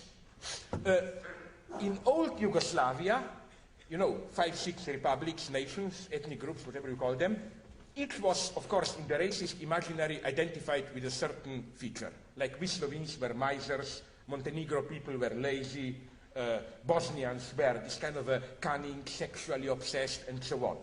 And you know how this functioned? It didn't function in a racist way. We were not telling jokes about others. When I met my Serb, Bosnian, Montenegro friends, I told them joke about, it was more a kind of a solidary exchange of obscenities. Like, I tell you my dirty, and this means we are above this for me. Disgusting, politically correct, oh, I admire your food, your rituals. This is for me. No, I want to hear the dirty jokes from you, no? And a negative proof of this, incredible, is that from early 80s onwards, when ethnic tensions started to explode, very interesting, these jokes disappeared. This is for me a kind of an absolute negative proof that they played. I think, again, they were not racist jokes in the sense of making, it was just, you know, isn't this also your elementary experience? If you meet a person of another race, orientation, whatever, as long as you play this game, oh, I respect you, blah, blah, blah, that's for me repressed racism. Only when you go at this level of, how to put it, exchanging obscenities, you are there. You are truly a friend where you do that. Now you will ask me, but how do you know that this is not nonetheless, it can be misinterpreted as a racism? Or scoff, but you have to take that risk. That's the leap of faith, how should I put it, no?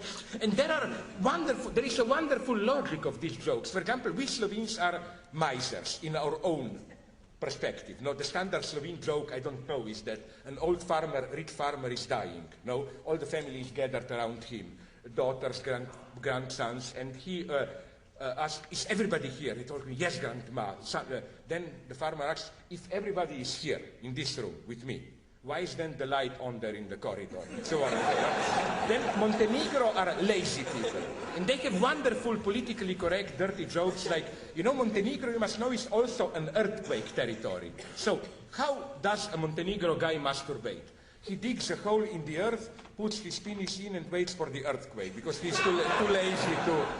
Bosnians are the nicest because with Montenegro you have some very philosophically deep jokes.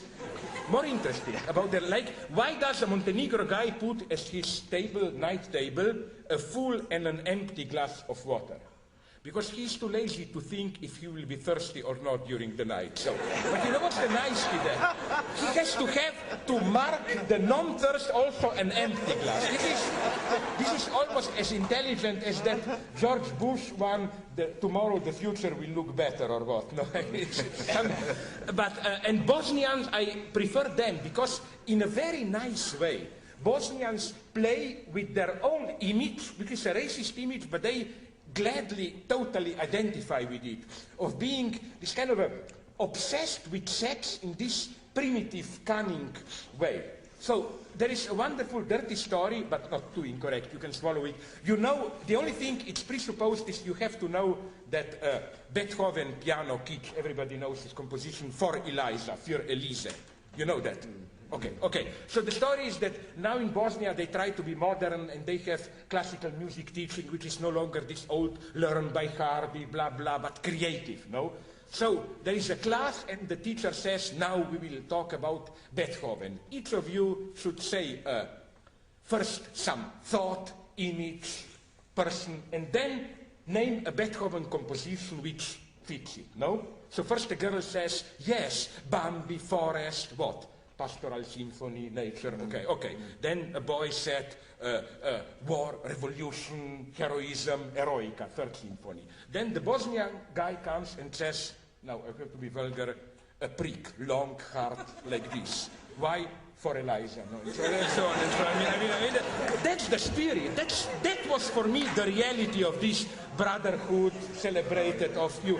The moment we lost this, it was war. It was war. And this is, I think, what sometimes we miss with this politically correct respect. Like when they're Native Americans, you have to respect them. I don't care about their holistic attitude to life or whatever. I want to hear their dirty jokes because I really like them. No. Okay, just one phrase, the last one. Here I'm very traditional. When you say, what would be this belief? I'm very simple. Take any, here I'm even more traditional than you think. Don't you find this crazy belief in every big emancipatory political project? Like wasn't such kind of a crazy belief at work in, for example, Toussaint Louverture, Haiti Revolution, don't you find in all of them this kind of in all radical political projects? Here I see a parallel between this is what interests me in, for example, Paul, the Paulinian community of believers. Here I agree with Alain Badiou. The Paulinian community of believers living in this emergency state at the end of time, it's not only a theological theory, it is an answer to a very precise historical deadlock. There were two models of, let's say, social logic in Paul's time. On the one hand, Romans, their decadent hedonist individualism, blah, blah, blah, on the empire. On the other hand, Jews, traditional Jews, which were for him, it's kind of a traditional logic here and so on. It's basically the same alternative as today. Either you play this game of individualism, hedonism, or old traditional communities. And what Paul offered is a third logic of community. Community of believers is something which is neither this individualistic, hedonistic assemblage of individuals, nor the traditional hierarchical, whatever, religious community. It's a different logic, this egalitarian emergency state logic. And maybe we need a little bit of that today. And that's why you call yourself a Paulinian materialist. Yeah, but again... That's a fair characterization of your position? Yes. Paulinian materialist. Yeah, but again, what do I mean by materialism? Yes, So things are here, I agree with you, things are here very, very complex in the sense that, you know, all these words, what does it mean to be atheist, to believe today? I totally agree here with you. That it's not as simple as now we proclaim that man is the secret that allows us to decode God and we do this simple reduction. This doesn't work, of course. Okay, sorry if I was too long again. So I think we have time for a few questions. If you'd like to ask a question, please wait for the microphone. We have some questions or symptomatically obscene jokes.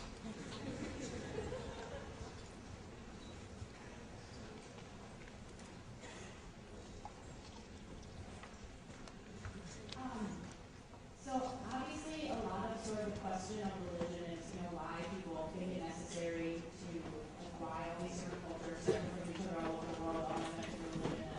It seems to me that people kind of want answers to, like, the big questions. So I was wondering what both of you, I guess, think is, Professor Zizek, you were talking a lot about how, you know, the people that say they don't believe actually do, and the people that say they believe actually really don't. So I was wondering what you think is sort of the cause and effects of that, in terms of, like, what does it do to people, and why are people thinking that they believe when they don't? Like, kind of what are the implications of that? This is a very good question, but an extremely complex one because, how should I put it? I don't think there is. My first point here would have been that I don't think there is a symmetry here, in the sense that simply those who believe really don't believe, those who pretend to be atheists really believe, and so on. I think the fundamental fact for me is what I'm trying to isolate in this way, but I didn't have time to develop it in detail, is what is changing today in our functioning of belief. I nonetheless claim that something fundamental is changing today in the sense of the, how should I call it, paradoxically, we believe more and less today. What we are less and less able, I claim, is to practice this purely symbolic belief. What do I mean by this? Do you perhaps know a wonderful book by Paul Vane, Did the Ancient Greeks Believe in Their Myths? Which is their own myths. And his answer is, in a way, of course, no. All ancient Greeks were not idiots to think if you climb to the top of the Mount Olympus, you will there encounter Zeus, and so on. But also, that's crucial, it's wrong to say that Zeus was just for them a metaphor of some force, and so on and so on. It's not like that. It's something much more mysterious, and I think the closest we can get to it is politeness. Like, for example, I don't know, I meet somebody who is not really my friend, and I say, nice to meet you. Now, and how are you, nice to meet you? We both know that I don't mean it seriously. Not only this, but did you notice how when I say, how are you? The other is expected to say, well, not only this, but if the other were to take my question literally, it would be even too intrusive. My God, what right does somebody whom I barely know to ask me, how am I? It's none of his business. But the whole of our cultural identity, whatever, resides in the fact that although you don't mean it literally, it's not hypocrisy. the psychotic is perhaps, a definition of psychotic is the one who thinks then it must be hypocrisy. It's possible that what you are saying is literally a lie. I don't really care how are you, I'm not really glad to see you, but nonetheless it's not hypocrisy. You can lie sincerely, how should I put it? And I think that this something fundamental, I think, is changing at this level.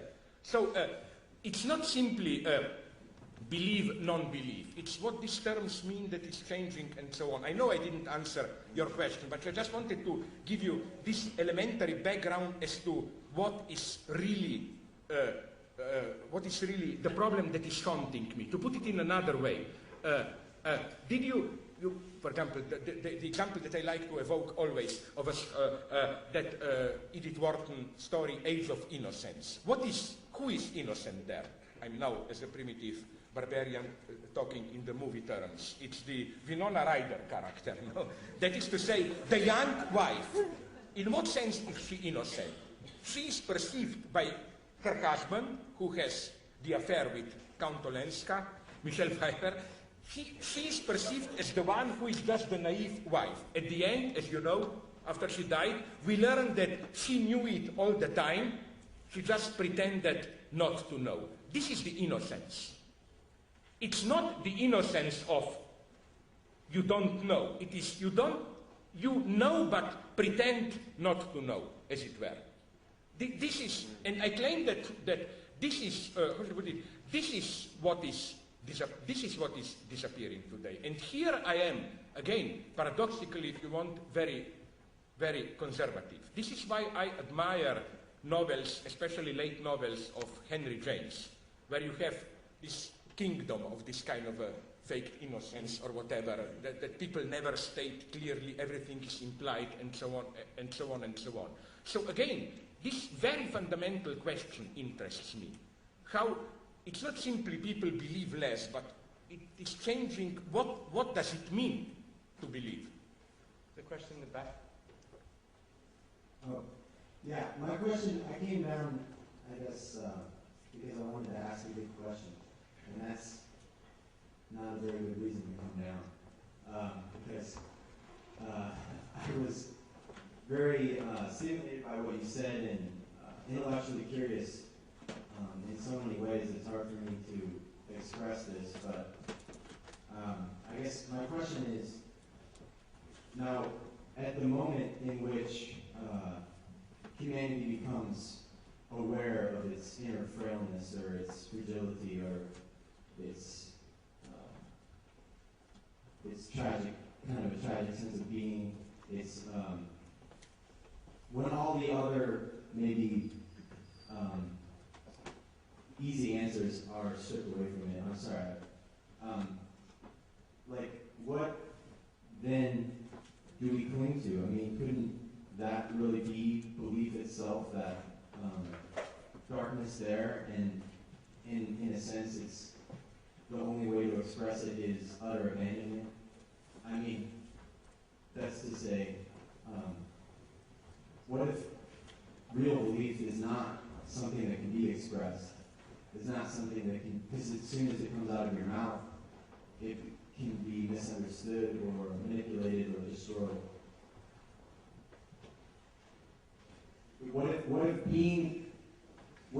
and deed are one in action, and you just live, and that's the way that you manifest your being, manifest your beliefs.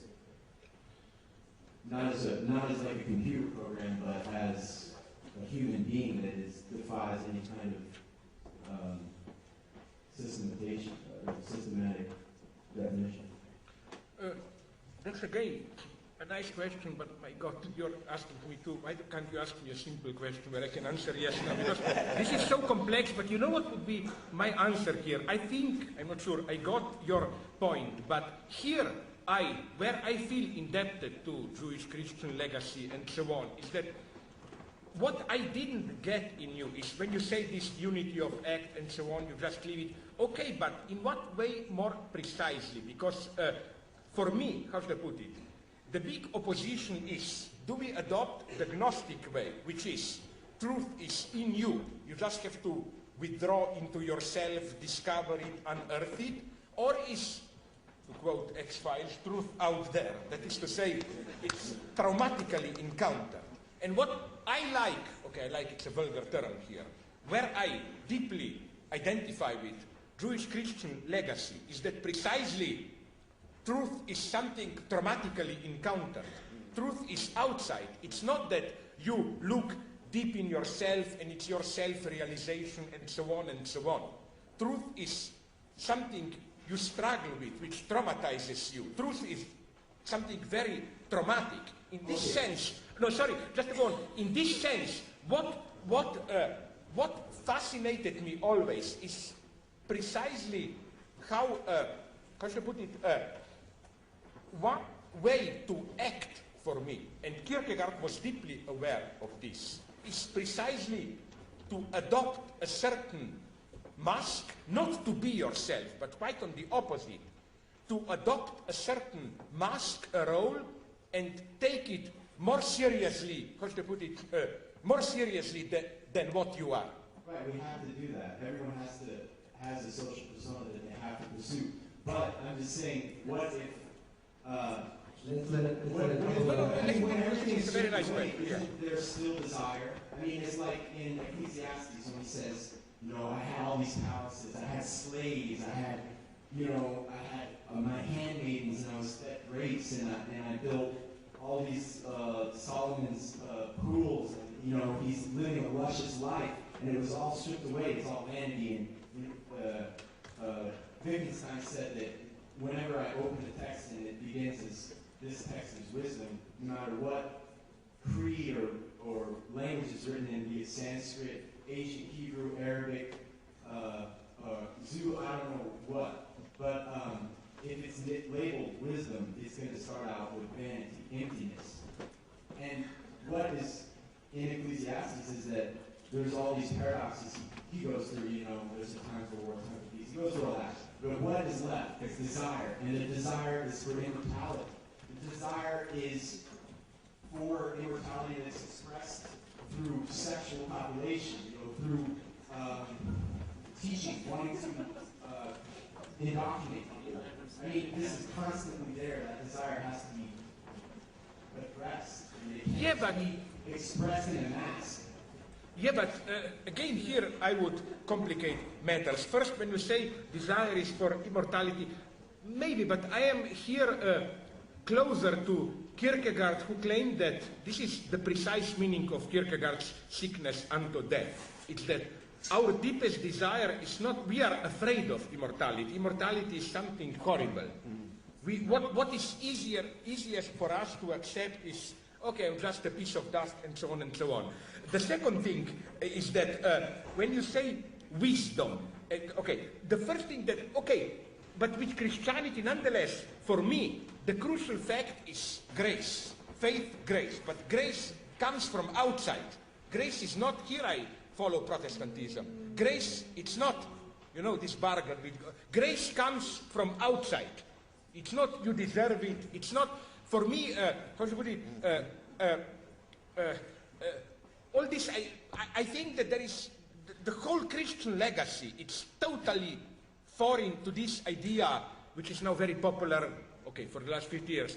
We are playing certain social roles, we should learn to drop them and to give the expression to your true self, and so on and so on. I think there is a deep truth in at least my experience of how those New Agers who pretend to, you know, drop off their false self, false masks, and speak as what they really are, paradoxically, they sound to me as total puppets, as dolls, you know. Then they give you this mantra, I'm at peace with myself. No, I think that that's the ultimate Christian legacy, that the ultimate authentic position is that you accept this split. You accept that salvation comes from outside. It's not self-discovery. Let's let a couple of other people speak, okay? We can continue this a little bit later, okay? God, what do you do? What This, I think, literally, you may disagree. I think this is, I think.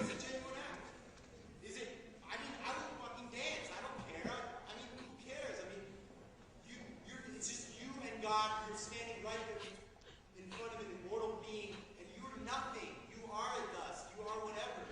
But you have motion.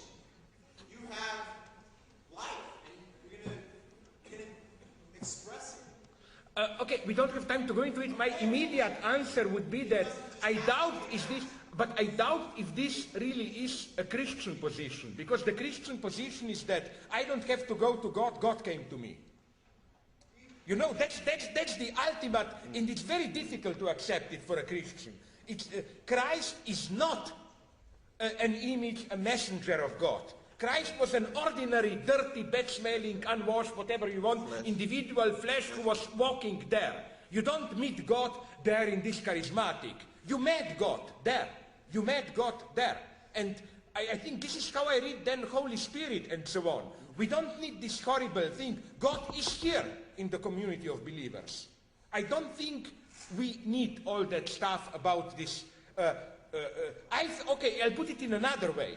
I think that this image of God, you terrified meet God. This is the evil God. This is evil God. This is for me the definition almost of, this is the God of judgment. This is the God of judgment, the terrorizing God. Okay, but my God, we don't have time. Let's take one question here. I think I'm going to let everyone else answer the question, so I'll be a lot shorter. But I was thinking a lot about Camus' myth of Sisyphus. Sorry, about? About Albert Camus' myth of Sisyphus. Yeah. It seems to me that he sort of provided a solution to the exact dilemma that you posed before the dilemma was posed. You talk about the decline of symbolic function. And there are two groups of people on either side who are the perpetrators of decline of symbolic function, or the fundamentalists on one side, and the true atheist postmodernists on the other side, as far as I understand what you said. And in between, there's everyone else who's muddling through, who still believes in the symbolic function, or still has some sort of remnant of it, which sustained throughout history, which is ancient times or Paleolithic times, people believe in the 80% to an animal. And so essentially what you were saying is that we can't take things absolutely literally. That can't be how belief works, so that destroys belief. That's what the people on both sides of this decline of symbolic function are doing. So Camus has one solution, which is to say that we understand that we will never achieve knowledge, but we must eternally try to achieve knowledge as absurd man is in myth of Sisyphus. And that seems to be one solution. It seems to be offering a different solution somehow, which is that we have to go back to what Professor West said about staring the traumatic in the face, not talking around it anymore, looking at it directly. And it seems to me that that's once again returning to taking things at face value, looking at it directly. In other words, if there's this dichotomy between those who perpetrate the decline of the symbolic function, and those who retain the symbolic function, and those who perpetrate the decline are the fundamentalists, aren't we essentially trying to make fundamentalists out of all of us? And that's my answer to that question. No, maybe I didn't get correctly your point. Just to return to the fragment that I think I got about learning to face things and so on and so on. Of course, everything depends on what exactly do you mean by facing things and so on and so on. Where I'm skeptical about it is, I deeply agree with you, this monster or traumatic kernel and so on, but nonetheless, I don't think we should fetishize it in the guise of this typical postmodern myth, which is truth is horrible. There is some central horror, the thing like Edgar Allan Poe's that maelstrom or what or whatever, and then, you know, this Nietzschean problematic of do we dare to face it or not, and so on. I think that what if, how should I put it, you know, it's a little bit the same for me as with male chauvinist approach to women. I think that the ultimate male myth is that beneath this feminine hysteria, masks, and so on, there is some primordial radical woman, which can either be this sublime Goethe-like ewig weibliche, eternal feminine, or some all-devouring Kali, whatever, mother, and so on. But what if there is nothing? You know what I mean? The thing itself for me is a gap. It's a gap. It's not, for me, how should I put it, but this now it's too much of a pure philosophy. Again, it's not, how should I put it, I don't believe that all our plurality of symbolic universes and so on are attempts not to confront the thing and so on. No, I think that this thing itself is, in a way, the ultimate myth. But again, my position here is not the postmodern one, another one which would be there is no ultimate reality, there are just multiple narratives, stories we are telling. No, everything is not just a narrative. But nonetheless, what is more than a narrative, how should I put it? It's not some tremendous traumatic thing there. It's just a certain gap, antagonism, cut, as it were, in the narrative itself. And this is, in a way, how I read, but I don't have time to go into it now, the message of Christianity for me. It's, okay, we start with this experience of Job. You say Job, the guy who, blah, blah, blah, who is, incidentally, that's for me an extremely interesting story, because it's usually totally misread. Like, usually Job is perceived as somebody who allowed himself to be screwed by God, but you know, yeah, I accept everything. No, read it. He's protesting all the time, Job. No, I think it's okay, but I think that the key to it is to say that what happened to Job, this, am I totally abandoned by God? That this gap that separates me from God is transposed into God himself. That's for me the unheard of thing of Christianity. So let me be here very careful. With other religions, when you are abandoned by God, the point is how, through your deification, sacrifice, mystical education, to rejoin God. Christianity has basically a different solution. When I feel totally abandoned by God, how do I rejoin God?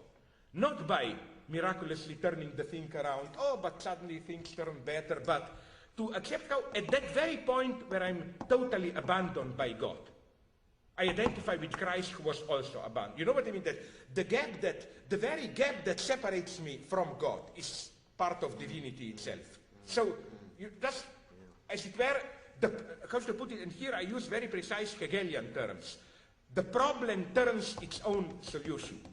And I think, at least as far as I know, that this is unique to Christianity. In all others have this boring, problematic, then how to rejoin God.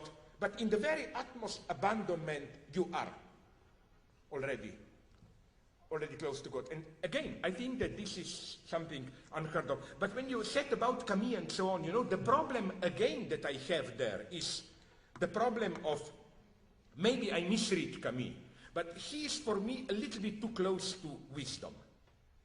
And there is something in my nature, probably genetically determined, in my aversion to wisdom. Wisdom for me is, you know, we will never get the thing, but you must learn to get, you know, this kind of a wisdom of resignation, in the sense of resigning. Even, unfortunately, some of the Lacanians buy this, as if the lesson of psychoanalysis is the true object of desire is always lost, you must accept symbolic castration, lost. No, I think that the whole point of Christianity for me, New Testament, what are the new...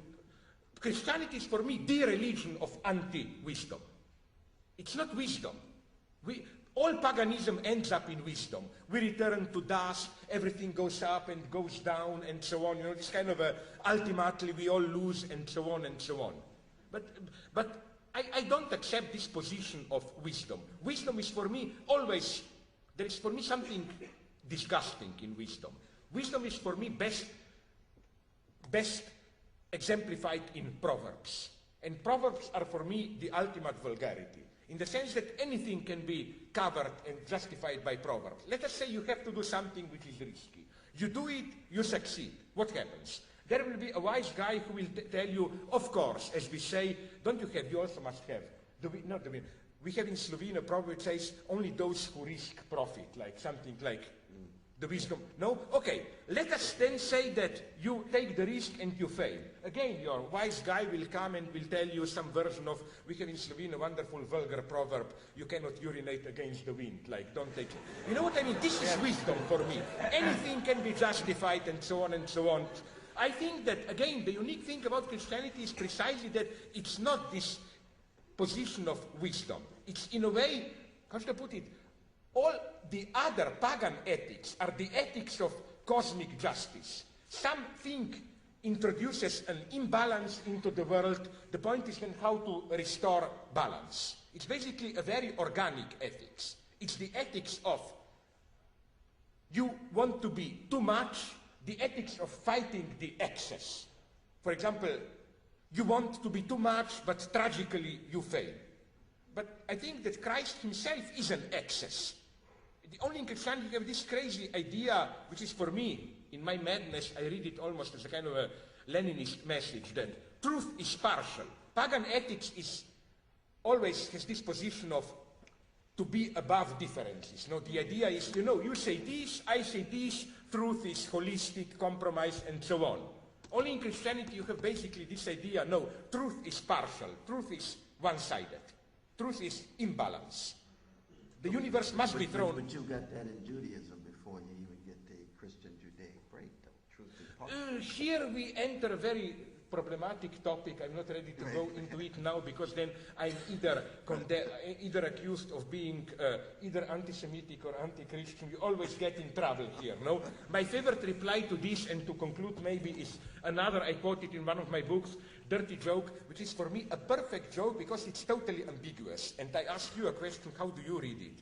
It's a joke about a rabbi who his son spends too much money, attacks him, horrible son, and the rabbi turns to God, Father, tell me, God, what should I do with my son? Father, God answers, do as I did, write a New Testament. No, like now, I ask you a simple question. Is this a joke of Jews making fun of stupid Christians? Or is this a joke of Christians this is only how the Jews can understand us, blah, blah, blah. It's unbelievable how I get whenever almost 50-50, no?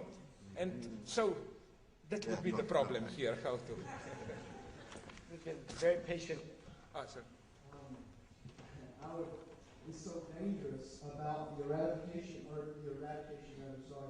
of belief in the acknowledgement of actual, real knowledge of the existence and person of God. What is, you said that it was very dangerous, so I fundamentally section myself. And so I'm just wondering if you could be a little bit more precise. You may have already answered the question, so I apologize for that. I missed it. So could you go over that one more time, please? No, okay. Let's avoid the term dangerous. What I'm only saying is that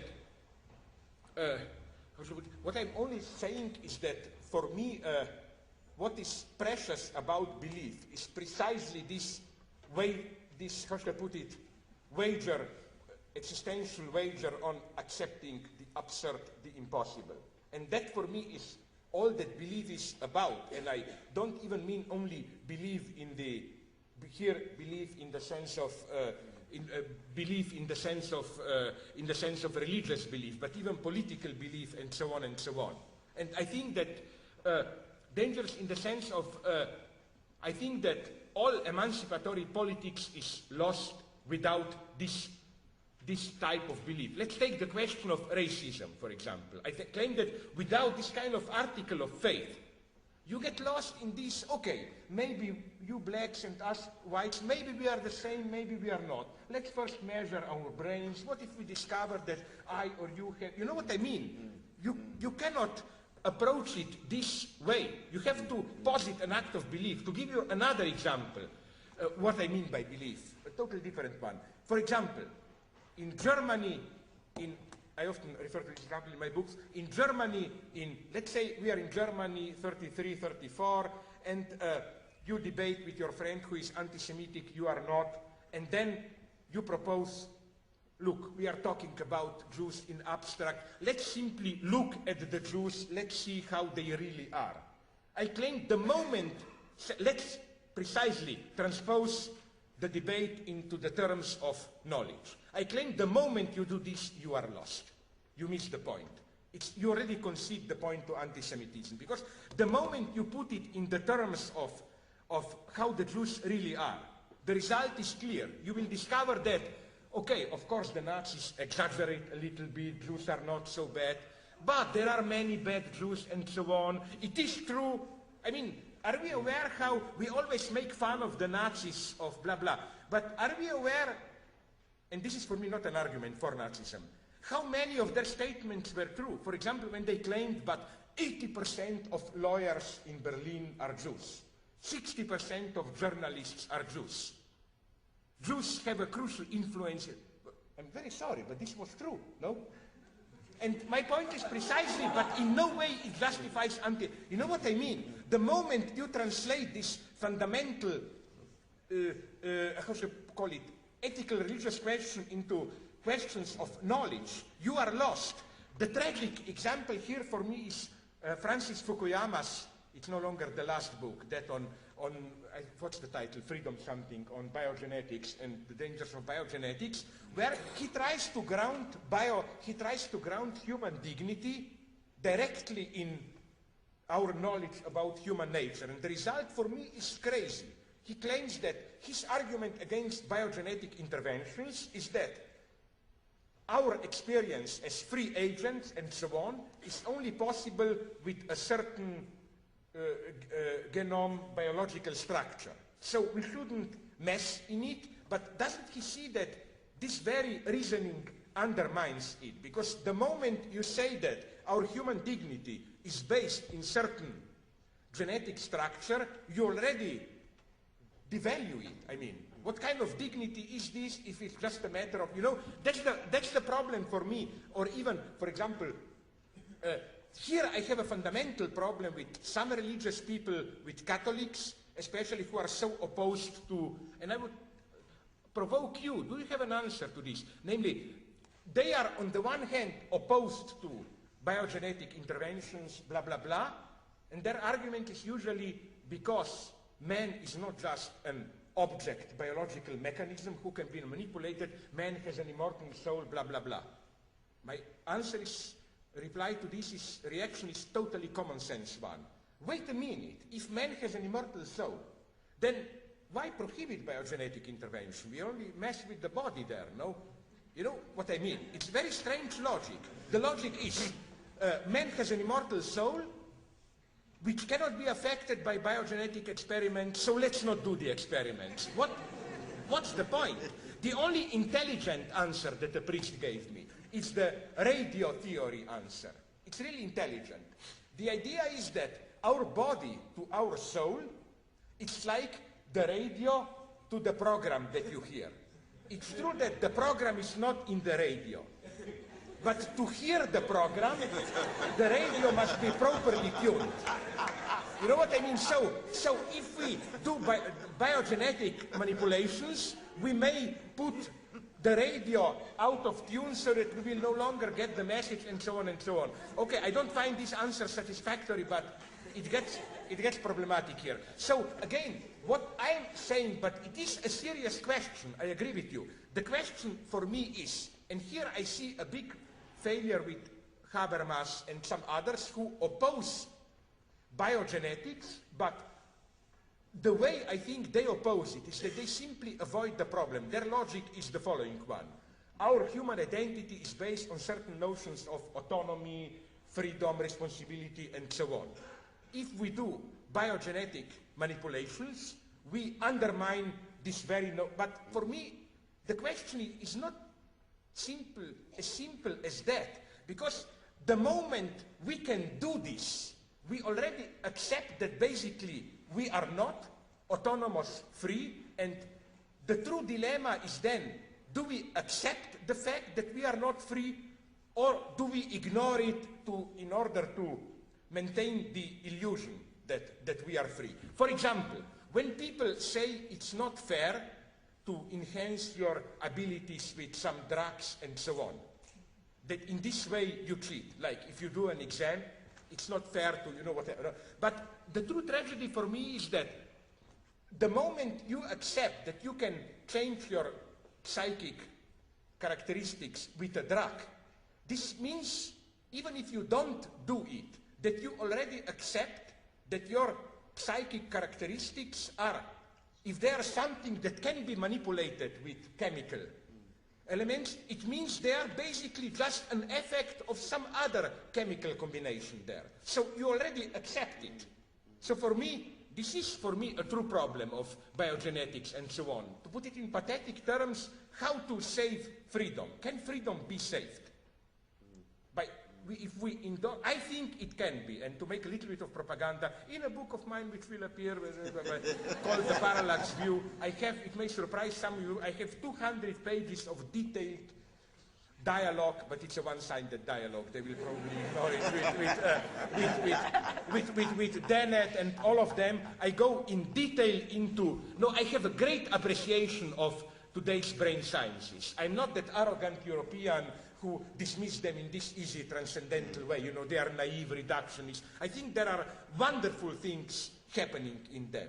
But I think that they sorry, do you want to ask? I will stop, sorry. We have time really for only one last very brief question, okay? There are lots of people who want to speak, but we really have to stop because a lot of people have to go. So let's have one quick question. Professor Zizek, this is a question with reference to the documentary that several of us viewed last week. Oh my God. I haven't seen it. It's too traumatic for me, yeah? The movie that you selected. You mean that Dead of Night? No. Being There. Yeah. I was wondering if you might say a few words as to why that movie seems... The Being There. Yeah, Being There. The previous No, first, I don't get it. You mean it was on the list? Where did I select that movie? As one of your favorites. Sorry? Yeah. No, but don't put too much into that. I selected it because my wife wanted to see it. I mean,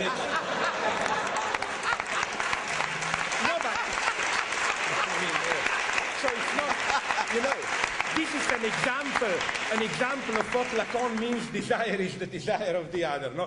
But more seriously, the reason I like the movie is nonetheless that it's clearly a movie about, you saw the movie, I hope, about transference, no? A guy, you remember, a total idiot who was all the time in that house, gardener and so on, and he's misperceived as a wise guy, at the end even considered to become the president. And so how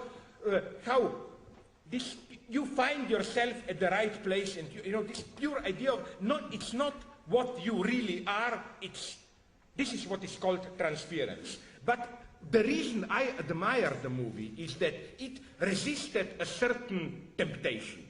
The temptation would have been to paint the character played by Peter Sellers, Chancy Gardner or what, to paint him as a guy who is just an ordinary, warm human being. He remains monstrous to the end. I like this in the movie, that it's not this cheap Hollywood, an ordinary guy. It's this monstrosity which is maintained to the end. On the other hand, I was looking for different films there, which unfortunately they didn't have, so there are much darker secrets there. Ladies and gentlemen, join me in thanking Professor Zizek and Professor Slavoj.